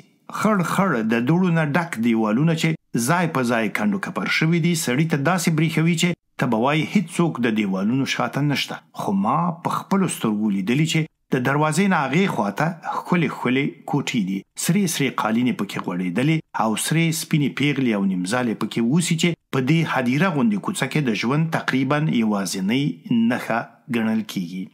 د یوې وړې کوټنۍ په لمرخاته کونج کې یو اوږد او پلن میز پروت دی چې تقریبا د کوټې دریمه برخه یې ټوله نیولې ده. لمر پریواته او قطبي خواو ته تر دیواله پورې یو څو دانې سرې چوکۍ پرتې دي چې د څرمنې پوښ او د نرو لرګو بازوګان لري. د چوکۍ د ناستې ځای بوټ راوتلی او د اوسپنې د سیخونو نښې د څرمنې لاندې اوچته ښکاره کیږي. د میز په سر باندې د بانجاني وړیو یوه شډله ټوټه غوړېدلې او د هغې د پاسه یو دیوات، یو قلم، یو جاذب، یو تلیفون او یوه جنتري پرته ده. د میز شاته په یوه پراخه بازوداره چوکۍ باندې یو زوړ سړی ناست دی چې یوه عمودي شان خندا یې په ببرو شونډو لکه د کاڼي د کرښې غوندې ښکل ده. د سړي په سر یوه توره پګړۍ ده چې د یوې تورې بخملي خولۍ نه ښویه تاوه شوې او د تندي د منځ په برابر یې د ګلاب د یو دوه ورځني غوړېدلي ګل هومره شمله پرېښې ده. د زاړه سړي په غاړه باندې یو سپین کمیس دی چې خیرنې ژۍ د ګونځې ګونځې ورمېږ په غاړه د ورایه ښکاره کیږي. د کمیس د پاسه یو تور اوږد کوټ اغوستی چې د اوړي ژمي بدلون قطعا په رسمیت نه پیژني. د کورتۍ نه کوز یو تور پتلون ځان په یو جوړ داسې تورو بوټانو ورغورځولی چې غیر له همدغسې ورځو نه لکه دا مونږ چې قصه کوو په بله ورځ هیڅ دمه نشي کولی. د دې کالیو خاوند یوه توره ګیره لري چې د هر ویښته زړه یې داسې سپین دی لکه د خاوند شاته دیوال یې. د زاړه سړي د خولې هیئت به ستا په زړه کې ډېر امیدونه راویښ کړي او ډېره خوښي به درننه باسي. مګر هغه د سپینې پګړۍ او بانجاني کوټ خاوند چې دته مخامخ ناست دی هغومره په تیارسۍ ښکاره کیږي لکه د چنګیز خان د معروفې خیمې په وره کې د هغه صحرایي پیردار. په بانجاني کوټ کې دننه سړی یوه بونډۍ شانې ګیره لري چې یو څو ډکو یې بې وخته د خاوند د پګړۍ د رنګ سره سیالي کړې ده. مخې د غټو دانو د ماشومتوب د وخت د کومې سختې حملې ناخوښې خاطرې د پولیسي سابقې غوندې چې د سړي په تذکره کې ثبتېږي امانت یې ساتلې دي. یو سپین پرتوګ یې په غاړه او یوه جوړه نیمزالې کلوشې یې په پښو دي. په خپله ناسته کې ډېر د پخواني مصر د عریضه نویسانو مجسمو ته پاتې کیږي. دواړه ژامې یې سره جوختې او ګرد ګرد لاسونه په زنګنونو د میز تر شا سړي ته داسې په برید دي لکه چې هغه ګوندې هم د ده سره خبرې کوي. خو د هغه سترګې په یوه ګرد مسین ساعت نښتې دي چې د میز په سر دته مخامخ په دریو پښو ولاړ دی. د ساعت لنډ ډبغرکی بازو د 11 د نښې په غټ تور ټکي ورننوتی او اوږد بازو یې د 12 د نښې نه یو څو کوره لا لرې دی. د کوټې نه د باندې ورسۍ ته نږدې د یوې پخې چوترې په سر یوه سپینګیري سړي د کوټې بر پلو دیوال ته ډډه لګولې او نیم ویده غوندې ښکاره کیږي. د ځان نه یې اوږد زیږ وړین کوڅو تاو کړی او ملا یې په یو تور ملاوستنې تړلې چې یوه ښایسته شان د زیړو ګلداره کړۍ ورباندې لګېدلې ده. دا کمربند د کوڅو خاوند پخوا د عسکري شیانو په کوم لیلام کې رانیولی او ډېر ورباندې ګران دی. دا لیلام د پخوانی باچا په امر شوی او چې سپینګیري ته بچا وویل بابا که باچا دی ونیسي چې ولې د سرکاري ملا وستنې تر ملا کړی نو څه به کوي د به اول د وحشي او داسې حرکت وکړ چې یعنی زه خو پوه شوی یم چې ټوکې را سره کوي او بیا به وویل زه به ورته ووایم چې قربان دې شم خو تا په خپله لیلام کړی و بې له دې چې فکر وکړي چې اوس نه هغه پاچا شته چې پوښتنه ترې وکړي او نه هغه لیلامګري چې شاهدي ووایي ناڅاپه د ټلیفون زنګ د کوټې د هدیرې غوندې چوپتیا ګډوډه کړه د سپینې پګړۍ لاندې مخلوق یوه وارخطا جټکه وخوړه او د کوټې نه د باندې سپینګیری هم د نیم خوبۍ نه راویښ شو په دې کوټه کې چې ټلیفون ډیر لږ پکاريږي او په ورځ کې چیرته یو وار نیم د بهر نه زنګ راځي د زنګ انګازو د لري او نږدې شاوخوا کوټو خلک هم غوږ په आवाज کړل د تورې پګړۍ نه لاندې سر کې ژبه وخوځېده بله صاحب امروز د توپ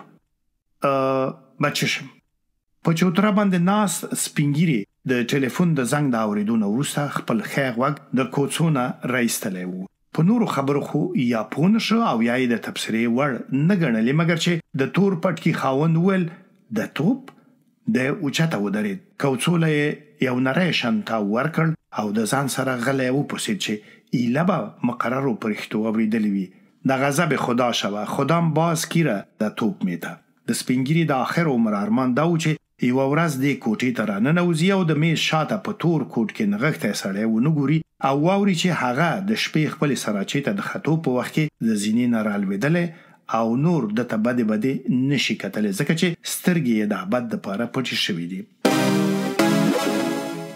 د سپینې پګړۍ خاوند د خپلې پیشې په مخصوصه حاسه باندې پوه شو چې امروز او د توپ څه معنا لرله نو ځکه یې خپلې غونډې ګوتې په یو عصباني شانتې حرکت په زنګنو خښې کړې او د ښکاریانو په اصطلاح بوتس کېناست او چې د میز تر شا سړي خبره شروع قدر کړه نو دی ورباندې تر بیخه پورې رسېدلی و د کوټې نه په وتو کې شو دواړه شونډې داسې تښتېدلې وې چې د هر څومره کوشش کاوه چې سره یو ځای کړي هغه لکه د علم او دوه سري ګوندونه یو د بل نه لرې وتلې اتفاقا د شونډې هم ډېرې پیړې وې ډېر چوس قدمونه یې واخیستل دواړه لاسونه یې د لامبوزن غوندې بیدو داسې په خوځېدو راغلي وو لکه هغه سیخونه چې د ګرندي موټر د ښیښې واورې پاکوي د کوټې نه چې ووت او د چوترې نه هم چې کوز شو نو یې مخه د هغو کوټو خواته شوه د کومو چې زیړې ورسۍ ټیټې وي او ښایسته ښه زورور ځواک ترې راووت په دې کوټو کې خلکو سبقونه ویل او ډېر پاخه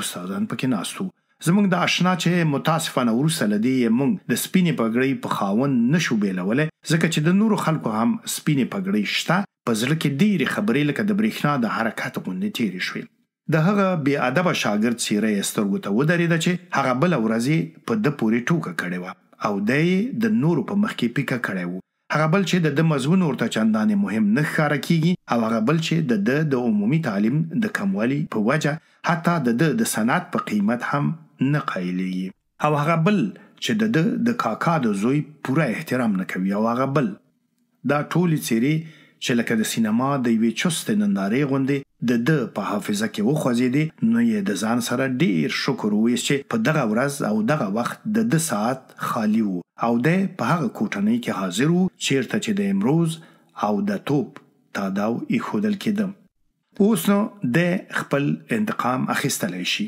اوس به نو د دې ټولو څېرو خاوندانو ته خپل زور وښیي د خپل جیب نه بېنظیر قلم په رپېدلو ګوتو راوویست کلمې یې ورتاوې او ژبه یې را بهر کړه حاصل قلم هیڅ قای نه و کړی نو ځکه یې ګوتې د جیب نه تشې راوویستې او د سمال پکې نه و مګر هر څومره یې چې ښی او چپ او دننه او د باندې جیبونه ولټول سپین کاغذ یې پکې ونه موند اول خو یې فکر وکړ چې د کوم شاګرد نه به یې واخلي او د مزله نه ونه درېد مګر دا خیال ورغی چې ممکنه ده سپین کاغذ به د دغسې یو چا سره پیدا شي چې د هغه په څېره د وخته نه راښکلي او که دی ترې کاغذ واخلي بیا به ښه نه وي چې د هغه نوم ونه لیکي نو ځکه په توندۍ راستون شو او تکل یې وکړ چې د ټلیفون د کوټنۍ خوا کې به د هغې بلې کوټنۍ نه چې دفتریان پکې ناستي کاغذ راواخلي په دې خو یقین و چې هغوی به کاغذ ورکړي ځکه چې دا کار خو د خپل کار نه دی مګر چې د کوټې وره ته ورنږدې شو ناڅاپه یې زنګنونه ورپېدل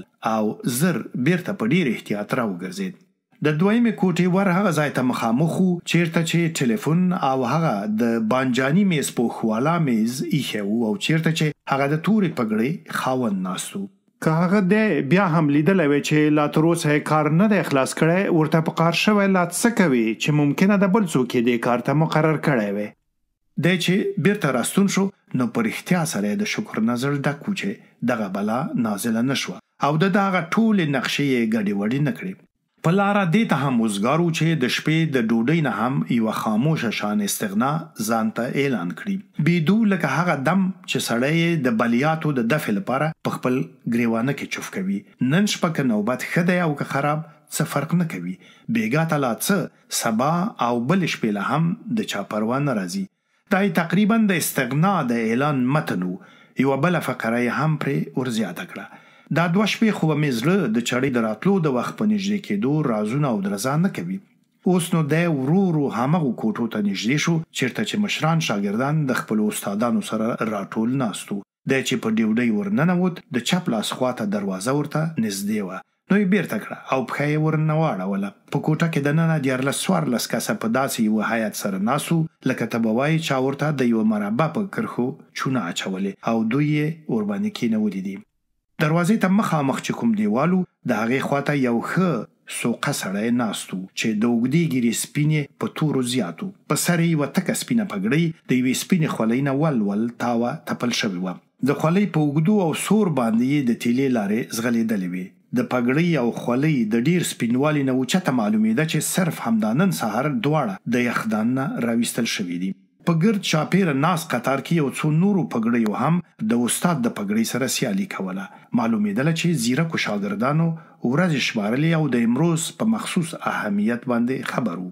په بانجاني کوټ کې نغښتی غونډ بني ادم چې په درشایي راښکاره شو د استاد په وښکو کې د هغه رنځور تبسم اثر ولیدل شو چې د په ډیره خوارۍ د شونډو د دیوالونو دننه ایسار کړی وو. هغه شاګردان چې جامې مخصوصا پاکې او پګړۍ غټې او ښې سپینې وې هغوی هم پوه شول. د بانجاني کوټ خاوند د یوې غټې سپینې پګړۍ د خاوند نه یوه پاڼه سپین کاغذ وغوښت او هغه پر رپېدلي لاس ورکړ. د کوټ خاوند خپل کلمدار قلم چې ډیره ښه نوکه وه د کاغذ په مخ کېښود او په خوا له دې چې د همدغه کاغذ ورکوونکي د نامه په لیکلو شروع کړي په یوه رپېدلي او ګډېدونکي اواز یې اعلان وکړ: نن د ختم ورځ ده. په 12 بجو به استادان د 80 کسو سره بې واقعه الهي د دې ځای نه روانېږي. همدا یې ویل، انشاءالله یې د بوتلان له ویرې ونه ویله او د یو د عدد پسې یې د کاغذ د ورکوونکي نوم ولیکه. بیا یې درجه په درجه د پګړۍ او ګیرې د حجم او نظافت په ترتیب نومونه پله پسې ولیکل. یو څو کسه شاګردان چې پټکي یې چندان سپین نه و د ځان سره پیکه غوندې هم شول چې ولې یې دغسې لویې ورځې ته نه و پام شوی. پیکه لا څه چې ترخه هم ځکه چې د کال د مایدې نه د محرومیت په شرم او عذاب دواړو اخته شول. اوس به ترې په هر ځای کې هغه نور ملګري مخکې کېږي. په دې کوټه کې د بانجاني کوټ خاوند نور څه تصرف نشو کولی چې د انتقام وینه یې سړه شي مګر دا چې نومونه ړومبی او وروستی ولیکي. 2-3 نورې کوټې هم د بانجاني کوټ خاوند دغسې ولټولې او په آخره کې هغې پخوانۍ کوټنۍ ته نږدې یوې لویې کوټنۍ ته راغی. په دې کوټه کې 23 شاګردان او یو غلی شانتې استاد ناست و چې خپل کاغذ ته یې وکتل. شمار 51 ته رسېدلی و. دلته نور د بانجاني کوټ خاوند خپل صلاحیت ولید چې څوکې ته ختلی و. اوس نو دی کولی شي چې د نن غرمې دپاره د چا په خېټه پښه کیږدي، کلمې یې وکړنجوي او د چا د مودو د چای او ډوډۍ ځپلې خېټه د پولاو او حلواو په زنځېدلو غوړیو خړوبه کړي. ټولې سترګې همده ته اوښتې وې او په ټولو کې تضرع او زاري وه. د بانجاني کوټ خاوند په دمه 52 53 54 55 لیکل. د چا نه یې انتقام اخیست، په چا یې احسان اچاوه، د چا یې د ځان نه شر دفع کاوه، د چا یې د ښو بدله ور ادا کوله او په عین زمان کې د هغه تور پټکي د خاوند د ذوق او طبیعت خیال هم ټینګ ساته. شمار چې 80 ته بیخي نږدې شو د ده سترګې اتفاقا په یو غونج غوندې سړي ولګېدې چې د هغه سترګې هم په همده باندې ښخې وې. د بانجاني کوټ خاوند ونه شو کولی چې سترګې بلخوا واړوي او د غونج سړي نه تیر شي. بس په سترګو کې مات شو او د هغه نوم ته بلا مرجحه ترجیح ورکړه او د شپېتو په خوا کې په خپل ښکلي خط او کلمدار قلم ولیکه. اوس نو د غونډ سړي لږو ډیره پیژندنه هم پکار ده. غونډ سړي 2 کاله د خپل ملګرو سره هم دغلته تیر کړي او که د هغوی نه پوښتنه وکړي نو هیڅوک به بد یا ښه او صاف ذکر نه کړی شي. د دې معنا د هغه محیط او زمنګ د عمومي محیط په اصطلاح دا ده چې د نو ښه سړی دی، بې بدو سړی دی، د چا په خو بدو کار نه لري. په دغه بختوره ورځ د هیئت دغسې وو. یوه سپینه برابره پګړۍ په سر وه، خولۍ یې د داسې شنه بخمل نه ګڼل شوې وه چې تور ته یې ځان نږدې کاوه. ږیره یې توره او د قبضې نه ښه زیاته وه. د مخ سره نښتې خواوې چندان برابرې نه وي، خو د ځینې نه ښکته برخه د یو سرچپه مخروط شکل غوره کړی وو. سپین اوږد کمیس یې په غاړه وو چې د زنګنونو نه یې 2-3 لویشتې تیر وو. د ګریوان په حد کې هماغومره ساده وو لکه څومره چې د لستونو په برخه کې وو. چپهګردن یې نه درلود، مګر د ورمیږ خیرنو خولو ورباندې یو ګرد چاپیره پټ تیر کړی وو. یو لیلامي واسکټ یې په غاړه وو چې د 4مې تڼۍ د سوري نه یو د سپینو زرو زنځیر شروع شوی او د چپ لاس خواته د برني جیب خولې ته ورننوتی وو. په دغه برني او د دنه په لاندې جیب دواړو کې 2 ګرد غونډاري ښکاره کېدل.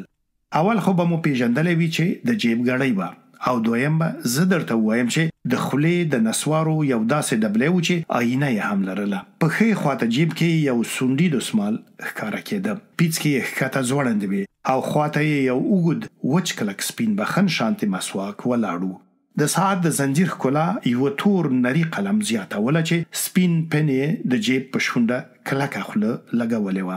د واسکټ نه ښکته یو سپین ارت اوږد پرتوګ د غونډ سړي د پښو په غاړه و چې ډېرې ګونځې او په پیڅو یې ډېرې بخۍ لرلې. پښې یې ځکه لوڅې وې چې د دروازې په خوله کې د هغو رنګارنګو بوټانو، پڼو، څپلیو او کلوشو په منځ کې د بوټدوزۍ فابریکه کې جوړ شوي بوټان هم پراته وو. د دې کالو د پاسه زمنګ غونج ملګری یوه توره اوږده چپن اغوستې وه چې ډیره زیږه او پیړه ټوټه یې وه او فقط غاړې ته نږدې یوه غټه تڼۍ لرله او نوره ایله وه. د ده په مخ کې د لرګي په یوه زیړه تخته یو ګونځې دسمال غوړېدلی او د پاسه ورباندې 3 اوږده او پلن کتابونه پراته وو چې سورورې پاڼې د شین اسمان غوندې د وړو ټکو او تورو پستورو ډکې پکې وې. دا غونډ سړی د ښار د یو خاص مالت امام دی. جومات یې پراخه دی، ډېر میلمانه پکې ځایېږي او مقتدیان یې ډېر په دې پسې سر نه وړي چې امام یې په جومات کې څه کوي. په واقع کې هغوی قطعا د ده په فکر کې هم نه دي او ډېر به یې لا رویت هم ونه پیژني. نو گویا د امام سر خپلو وطندارانو ته لوړ دی، څوک یې بیلمنو ته څه نشي ویلی، مګر د دې سرلوړۍ بیه امام صاحب ډېره قیمت ادا کوي.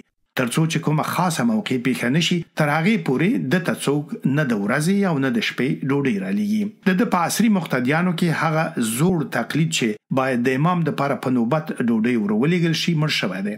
نو ترڅو چې څوک مړ نشي یا څوک په خوب کې ونه ویریږي یا د چا څلوېښتي یا تلین نه وي او یا خو د امامانو شپې او یا آخره چهارشنبه نه وي د ده کوټنۍ په جومات کې د غوري او قاب مخ نشي کتلی. په دغسې شپو کې هم د هغه کور نه امید کېږي چیرته چې کومه پخه ښځه ناسته وي او په پخوانو خبرو باندې اصرار د هغې خپل قیمت زیاتوي. گویا زموږ غونج امام چې د یو معتبر مالت امام دی او جومات یې د ډېرو میلمنو دپاره ځای لري او سر یې لوړ دی، په واقع کې په چای او ډوډۍ خپلې شپې سبا کوي او صرف خشکه کلانکاري ورسیږي.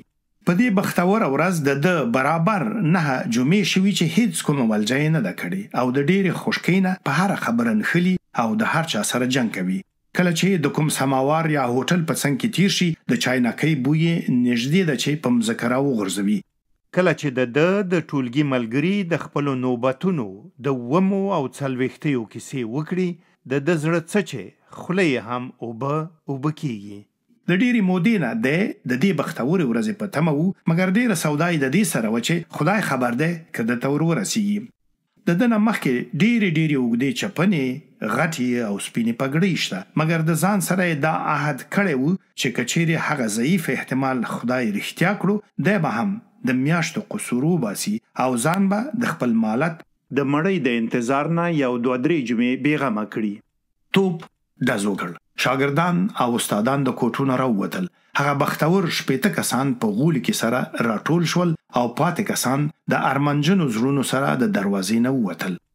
د 1215 تیری وی چې دا د تمې کاروان هغه د توري پګړۍ د خاوند په مشرتوب د امید د سرمنزل په لوري روان شو. په یو لویه کوټه کې اوږده توشکونه خواره او قالینې ورباندې د پاسه غوړې دلې دي. استادان او شاګردان د سوداګر د اول ناظر په لارښودنه هلته پنډ شول او فوراً یې سپارې راواخیستې او په ډیر ذیل او ایماندارۍ یې ورباندې پیل وکړ. هر چا به د سترګو لاندې یو نظر کوټې ته اچاوه، یو نظر به د سوداګر ناظر ته کاوه او یو د غلا کاتب د هغه مخامخ ورسېو خواته هم لیږه د کومو د پردو د چاونه بچې د سوداګر د حرم سرای اوسیدونکو د ختمګرو پټه ننداره کوله. لږ وروسته یو میانه قده شان سړی راغی چې بونډۍ ګیره په ځنې پورې نښتې، موزي او پتلون یې په پښو، خیرنه نیکټایي یې په غاړه او شنه لونګۍ یې په سر وه.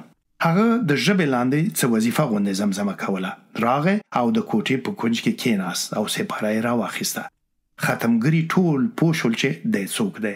د ده نه، د ناظر نه، د کوټې نه او د هر څه نه په دغه کور کې د استادانو او شاګردانو پوزې ته یو مست بوی او د دوی مغزو ته یو غوړ خیال راته. شاګردانو او استادانو د رسمیاتو د ختمېدو انتظار په ډیره بې صبرۍ ویستلو. هر چا به خپل گاونډي ټومبلو چې سپاره زر خلاصه کړي. چا به چې سپاره د وبال د وجې نه د مصلحت په بنا نه ټپوله، نو اول خو به ورته نصیحت وشو چې چاته حرج پیښ نه کړي، او چې هغه به لا هم لګیا نو چا به ورته مسله وښوده چې ځه بیا یې په خپل جومات کې خلاصه کړه. شاګردانو یو او بل ته اشارې کولې او سترګکونه یې وهل. کله چې د ماسپښین نسیم سپېږمو ته د دیګونو پیغام ووایه، بې اختیاره هر چا خپله سپاره ټپه کړه او دعاګانې شروع شوې. د دعا نه وروسته دسترخوانونه وغوړېدل او هر قسم خوراکونه ورباندې کېښودل شول. شاګردانو او استادانو ته اجازه وشوه چې ورنه راتاو شي. یو غر شو چې د دسترخوانونو شاوخواوې ډکې شوې. د هر چا بس هم خپل ځان یادو. زمون غونج ملګری چې ځان د مطلب په غوړ پړاو کې ولید، نو یې د خپل جماعت حالت را یاد شو او هر څه چې ګوتو ته ورتلل هغه یې هغومره خوړل چې ترڅو تالی او کنډولي تش شول او په ده باندې هم خپل ځان دروند شو او د یوې مزهدارې ستومانتیا خولې پرې راماتې شوې. د هغه ځای نه چې شاګردان او استادان راووتل، په جیبونو کې 15 روپۍ هم زیاتې شوې وې. ځینو شاګردانو ورباندې ولایتي اوبه وڅښلې، مګر هوښیارو او پخو شاګردانو هغه هم ګټه کړې او مخ په خپلو ځایونو روان شول. زمونږ د غونج ملګري سا ډیره خپه وه. د ډیر ژر او ډیره زیاته ډوډۍ خوړلې وه. خېټه ورباندې ساعت په ساعت درنېدله. جومات ته چې ورسېد، په خوارۍ یې ځان کټ ته ورساوه. حال ساعت په ساعت خرابېده، مګر دا یې په خیال کې هم نه تېرېده چې ګوندې طبیب ته به یې حاجت شي. آخر یې یو وچ لیمو چې په تاخچه کې پروت و راواخیست او د اوبو سره یې وڅښه، مګر هیڅ فایده یې ونه کړه. چې شپه رانږدې کېده، د حالت نور هم خرابېده. اوس یې په کلمو کې ډیر شدید درد و او ساه یې ډیره خپه وه. د ډاکټر فکر هم ورغی، مګر پیسې به یې د کومه شي. د هغه زاړه کتاب په قد کې چې کوم نوټونه پراته دي، هغه د ده نه هیر نه دي، مګر هغه نو څنګه کنډه وکړي؟ هغه خو د په ډیره خوارۍ راغونډ کړي دي. د ځان سره یې وویل، آخر به ښه شم، یوه شپه درد دی تیر بشي، دا پیسې باید کنډوي نه کړم. مګر د ده ګمان خطا و او هغه څوک ورپسې راغی چې د هغه پر راتګ د کتاب د پاڼو په قد کې ایښي نوټونه نه کنډوېدل. هغه راغی او دی یې د درد نه بېغمه کړ، مګر څنګه بېغمه؟ داسې بېغمه چې بیا هیڅ غم ونه ګوري.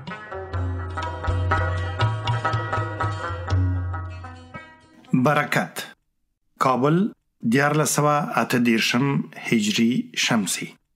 د ملک کلی د هغې لویې لارې په سر پروت دی، کومه چې پایتخت په لویدیځو ولایتونو پورې تړي. همدغه لاره ده چې د لمر ختیځې خوا نه د غرونو هېواد ته خپل او پردي کورني او پردیس راننه باسي او ورنه وباسي.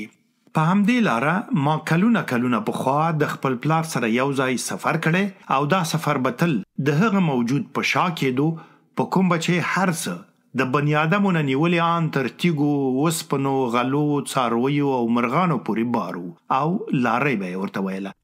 د ملک صاحب کلی په یو خوړ کې پروت دی او چې د لارې دوه سره پایتخت او د لمر ختیځ ولایت لوی ښار ونیسو، نو دا ځای به یې لویدیځې خواته څیرمه پروت وي.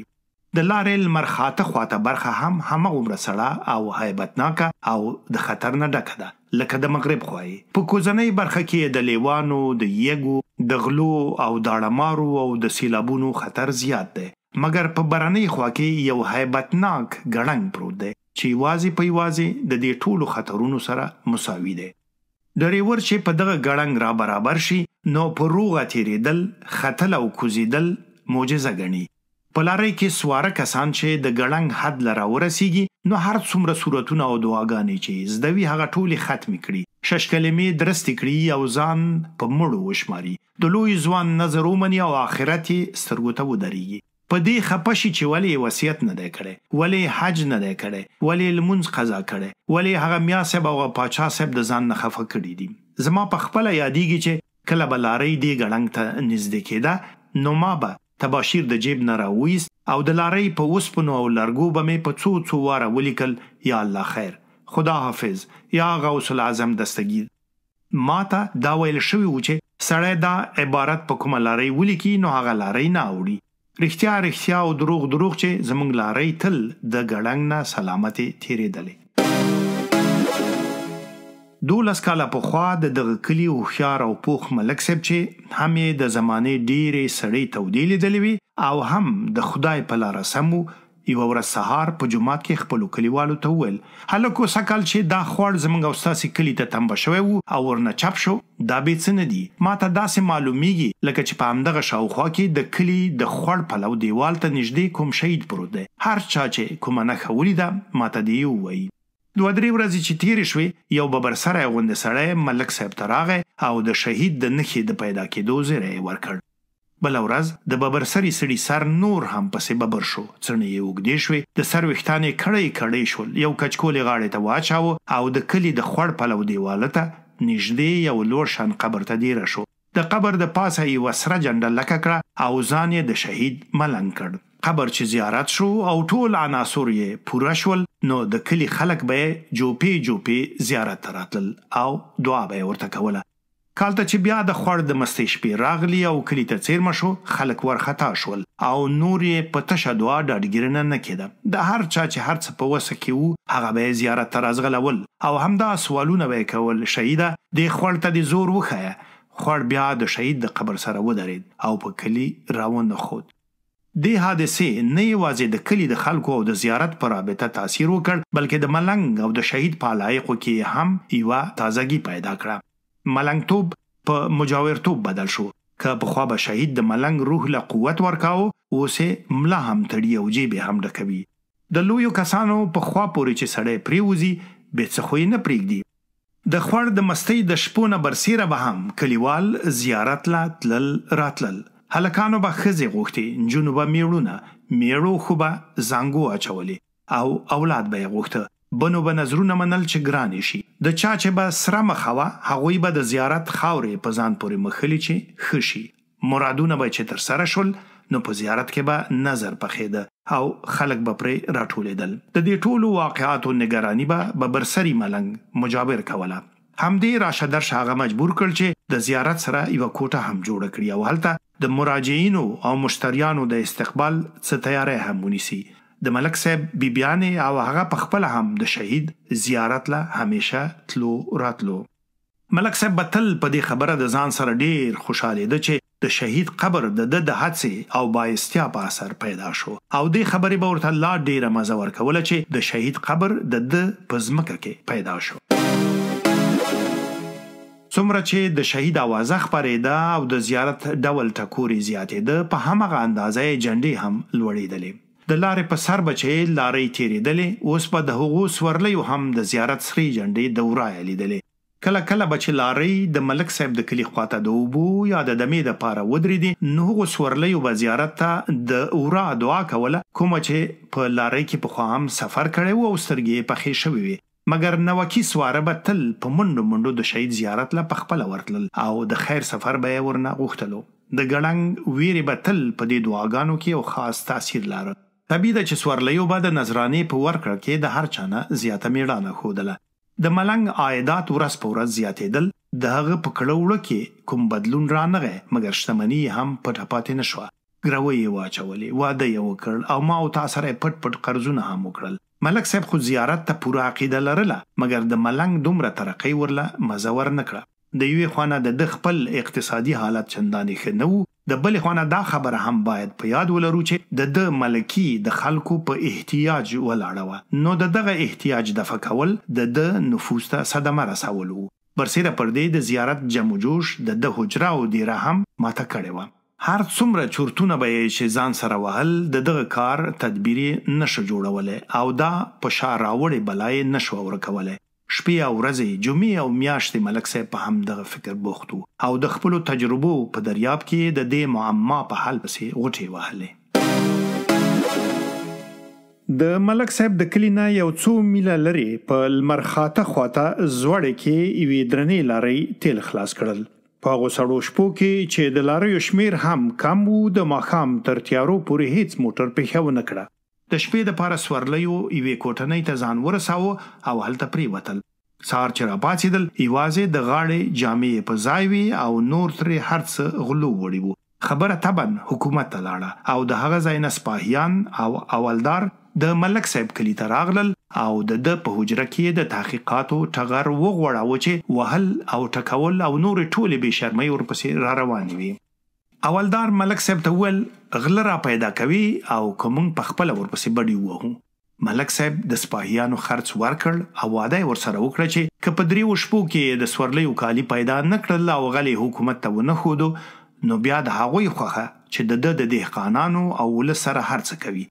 سپاهیان چې لاړل ملک صاحب د کلي خلک راټول کړل او ورته ویل هلکو دا غلا به ضرور پیدا کوئ، غل په تاسې کې دی، دلته خو د اسمان نه څوک راتلی نشي، هر څه چې شوي خیر دی، غلطي د هر چا نه کیږي، توبه وباسئ او ځان د حکومت د بازخواست او د آخرت د بدې ورځې نه بچ کړئ. زه به هم ستاسې په ګناه لمن وغوړوم. هر چا چې مال اخیستی وي بیګا ته دې د شهید په زیارت واچوي او ځان دې هم نه ښیي. زه به پخپله د سپاهیانو او حکومت چاره وکړم.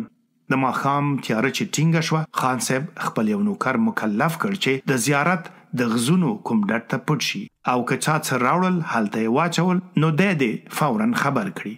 شپه د نیمې نه اوښتې وه چې د تیارو د ګیډې نه یو څوک راووت او یو دوه د اوږو پیټې یې په زیارت کې ګزار کړل او خپله لارې ونیوله. د ملک صاحب نوکر په منډه هغه خبر کړ او هغه د واره یوه رقعه حکومت ته ولیکله چې غل د مال سره پیدا شو. سپاهیان د سهار په خړه کې راورسېدل او ملک صاحب د ګوتو نه ونیول او په مالې ودرول او بیا یې د ملنګ د کوټنۍ په دروازه ورننه ایستل. د ملنګ مټې همغلته وتړل شوې او مخ په حکومت روان کړی شو. ملک صاحب چې د ملنګ نه خاطر جمع شو نو د زیارت ادارې او تنظیم ته یې پام شو. د لومړنی اقدام دا و چې زیارت مصادره کړ. فوراً خپل یوه ببرګیري نوکر ته امر وکړ چې د زیارت یوه نښه د لاریو د سړک په سر ودروي، جنډه لکه کړي، د اوسپنې پنجه او سره ټوټه ورپورې وتړي او یوه کوډۍ جوړه کړي او ډېرې رنګینې ټوټې ورپورې غوټه کړي.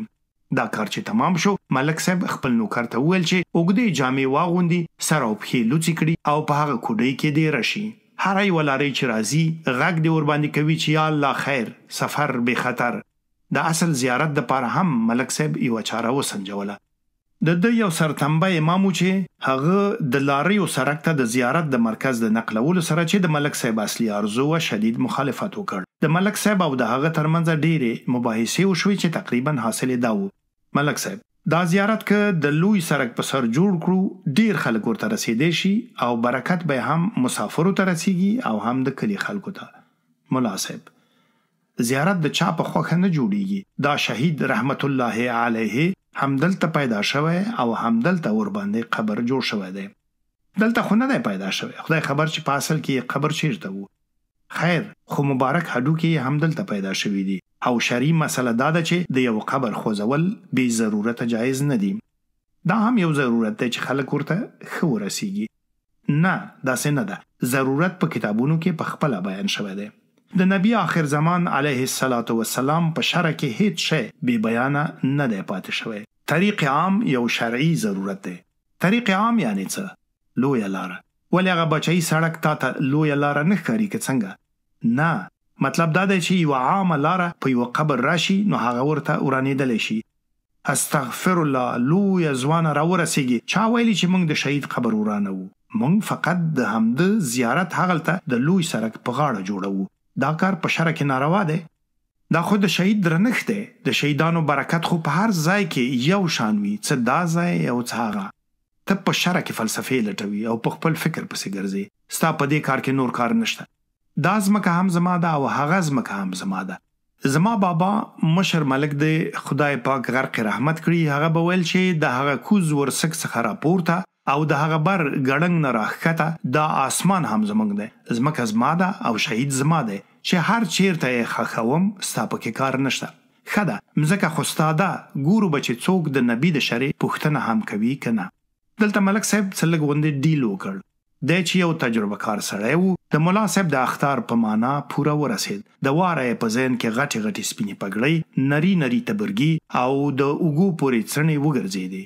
د طالبانو د قوت او هیبت د تخیل نه دننه ولړزید، مګر ملا صاحب ته یې په ښکاره هیڅ وارخطایي ونه ښوده. همدومره یې وویل ښه ده، ګورو به چې څه کیږي، سبا له به سره بیا خبرې وکړو.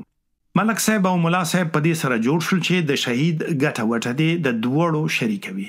ملا صاحب به دا خبره د نبی په شرع برابره وګڼي چې ملک صاحب د لاریو د سرک په سر د شهید جنډا او پنجه لکه کړي او یو ښه معتبره نمائندګي تاسیس کړي. د دغه نمائندګۍ ټول کنټرول به د ملک صاحب په ید با کفایت کې وي. ملا صاحب به د شهید د اصلي زیارت په هغه کوټنۍ کې واړوي چې ملنګ ورنه لاس تړلی زندان ته بوتلل شو. هر څوک چې په دغه اصلي زیارت پیښه کوي، د هغوی شکرانې او نذرانې به د خوړ د سیلاب د ورځو په شمول په ملا صاحب پورې تعلق لري. د خان صاحب د پاره د لاریو په سرک باندې د زیارت نمائندګي د سپینو او سرو زرو ژرنده وه. د به شخصا د هغه ځای ادارې او تنظیم ته توجه لرله او کله کله به د سرک په غاړه کټ واچاوه او په ډیره مزه به هرې لارۍ ته کتل چې د زیارت په جنډا او کوډۍ به هرومرو ودرېده او موټروان به نوټ او سورلیو به میده پیسې د مجاور د ملک صاحب د پخوانی مزدور خواته ورګزارولې. په موټروانانو او سورلیو کې دا خبره منل شوې و چې د دغه ناآواره سرک او د دغه بې حسابه پیچومو او مخصوصا د هغه هیبتناک او خونړي ګړنګ نه په سلامتۍ تیرېدل بې د دغه شهید د برکت نه ناممکن کار دی. ملک صاحب په ځمکو باندې نوې کلاګانې واچولې، آسونه یې واخیستل، شاړې یې په تقاوی او آباد کړې او دبدبه یې بې حسابه زیاته شوه. د حکومت سره هم قدر زیات او روابط یې ټینګ شول او نور نو د چا مجال نه و چې د مخې له ورشي. ډیر کلونه پس د سرک مخه وګرځېده. دا سرک نور متروک شو او یو بل نوی سرک جوړ شو چې نه پوهېږم په څه شي کې د دې زاړه سرک نه ښه و، مګر حقیقت دا دی چې اوس لارۍ په هغه بل سړک ځي. ملک صاحب ډېرې ورځې غمجن و، مګر آخر ورته دوستانو مشوره ورکړه چې د شهید برکت خو لرې او نږدې یو رنګه وي، نو ولې ملک صاحب همدغه د زاړه سرک د سر نمائندګي په همدې کم او کیف د نوي سرک په سر نه جوړوي.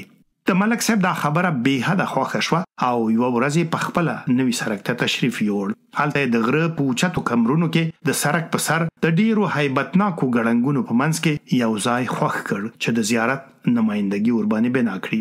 لږې ورځې وروسته ملک صاحب ته معلومه شوه چې د نوې نمائندګۍ حاصلات نسبت پخوانۍ ته زیات دي، نو بیا ورباندې همدغه سړک چې یوه ورځ یې ورته د دښمن د حملې د خط په سترګه کتل د لنګې غوا غوندې ګران شو. زمانه هم عجیب کارونه کوي. یوه ورځ ملک صاحب خپلو دهقانانو ته ویل په دغه سړک کې چې هر سټک یوه تیږه ماتوي لکه زما په کوپړۍ چې ګزار کوي. د نمائندګۍ حاصل چې منظم شو، نو یوه ورځ ملک صاحب ته چا پیشنهاد وکړ چې د هغې امتیاز په اجاره ورکړي. اوس د ملک صاحب خاطر د پخوان هم جمع شو او هر کال ډیرې روپۍ د دغې نمائندګۍ د اجارې نه د په خزانه کې زیاتیږي. شپه ده او د ملک صاحب په حجره کې ډیر خلک ناستي. د چلم د لوګو په ډډوزو کې په یوه پالنګي کټ ملک صاحب پلتۍ وهلی ښکاره کیږي. په بونډۍ سپینه ږیره کې ګوتې وهي او ډیر په فکر کې ډوب معلومیږي. د کټ بازو ته یوه کوچي تکیه وهلې چې همدا اوس یې خپله قصه خلاصه کړې ده. معلومیږي چې یو نوی سړک جوړ شوی او هغه د دې ځای نه ډیر لرې دی. ګړنګونه خو په هغه کې هم شته، مګر نه ترې دغه کلی ښکاره کیږي او نه د زیارت غزونه.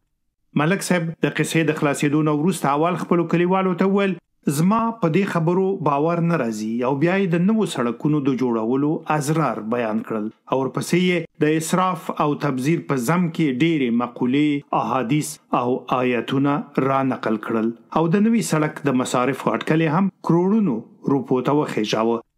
په حاضرینو کې یو چا وویل صاحب اول خو به خدای پاک د خبره دروغ کړي او که بیا خدای نه خواسته رښتیا وه نو په هماغه سړک به د یوه ګړنګ په سر د زیارت دپاره یوه کوډۍ جوړه کړو.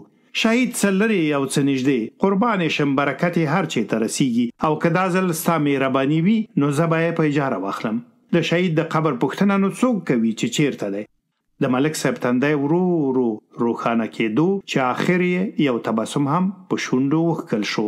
دا تبسم د یوې ډېرې زړې خاطرې د رایادېدو نه پیدا شو. ملک صاحب کلونه پخوا خوب لیدلی و چې یو بختور سړی راشي په سر یې لاس راکاږي او ورته ووایي بچه خدای دې په ځمکه کې برکت پیدا کړه.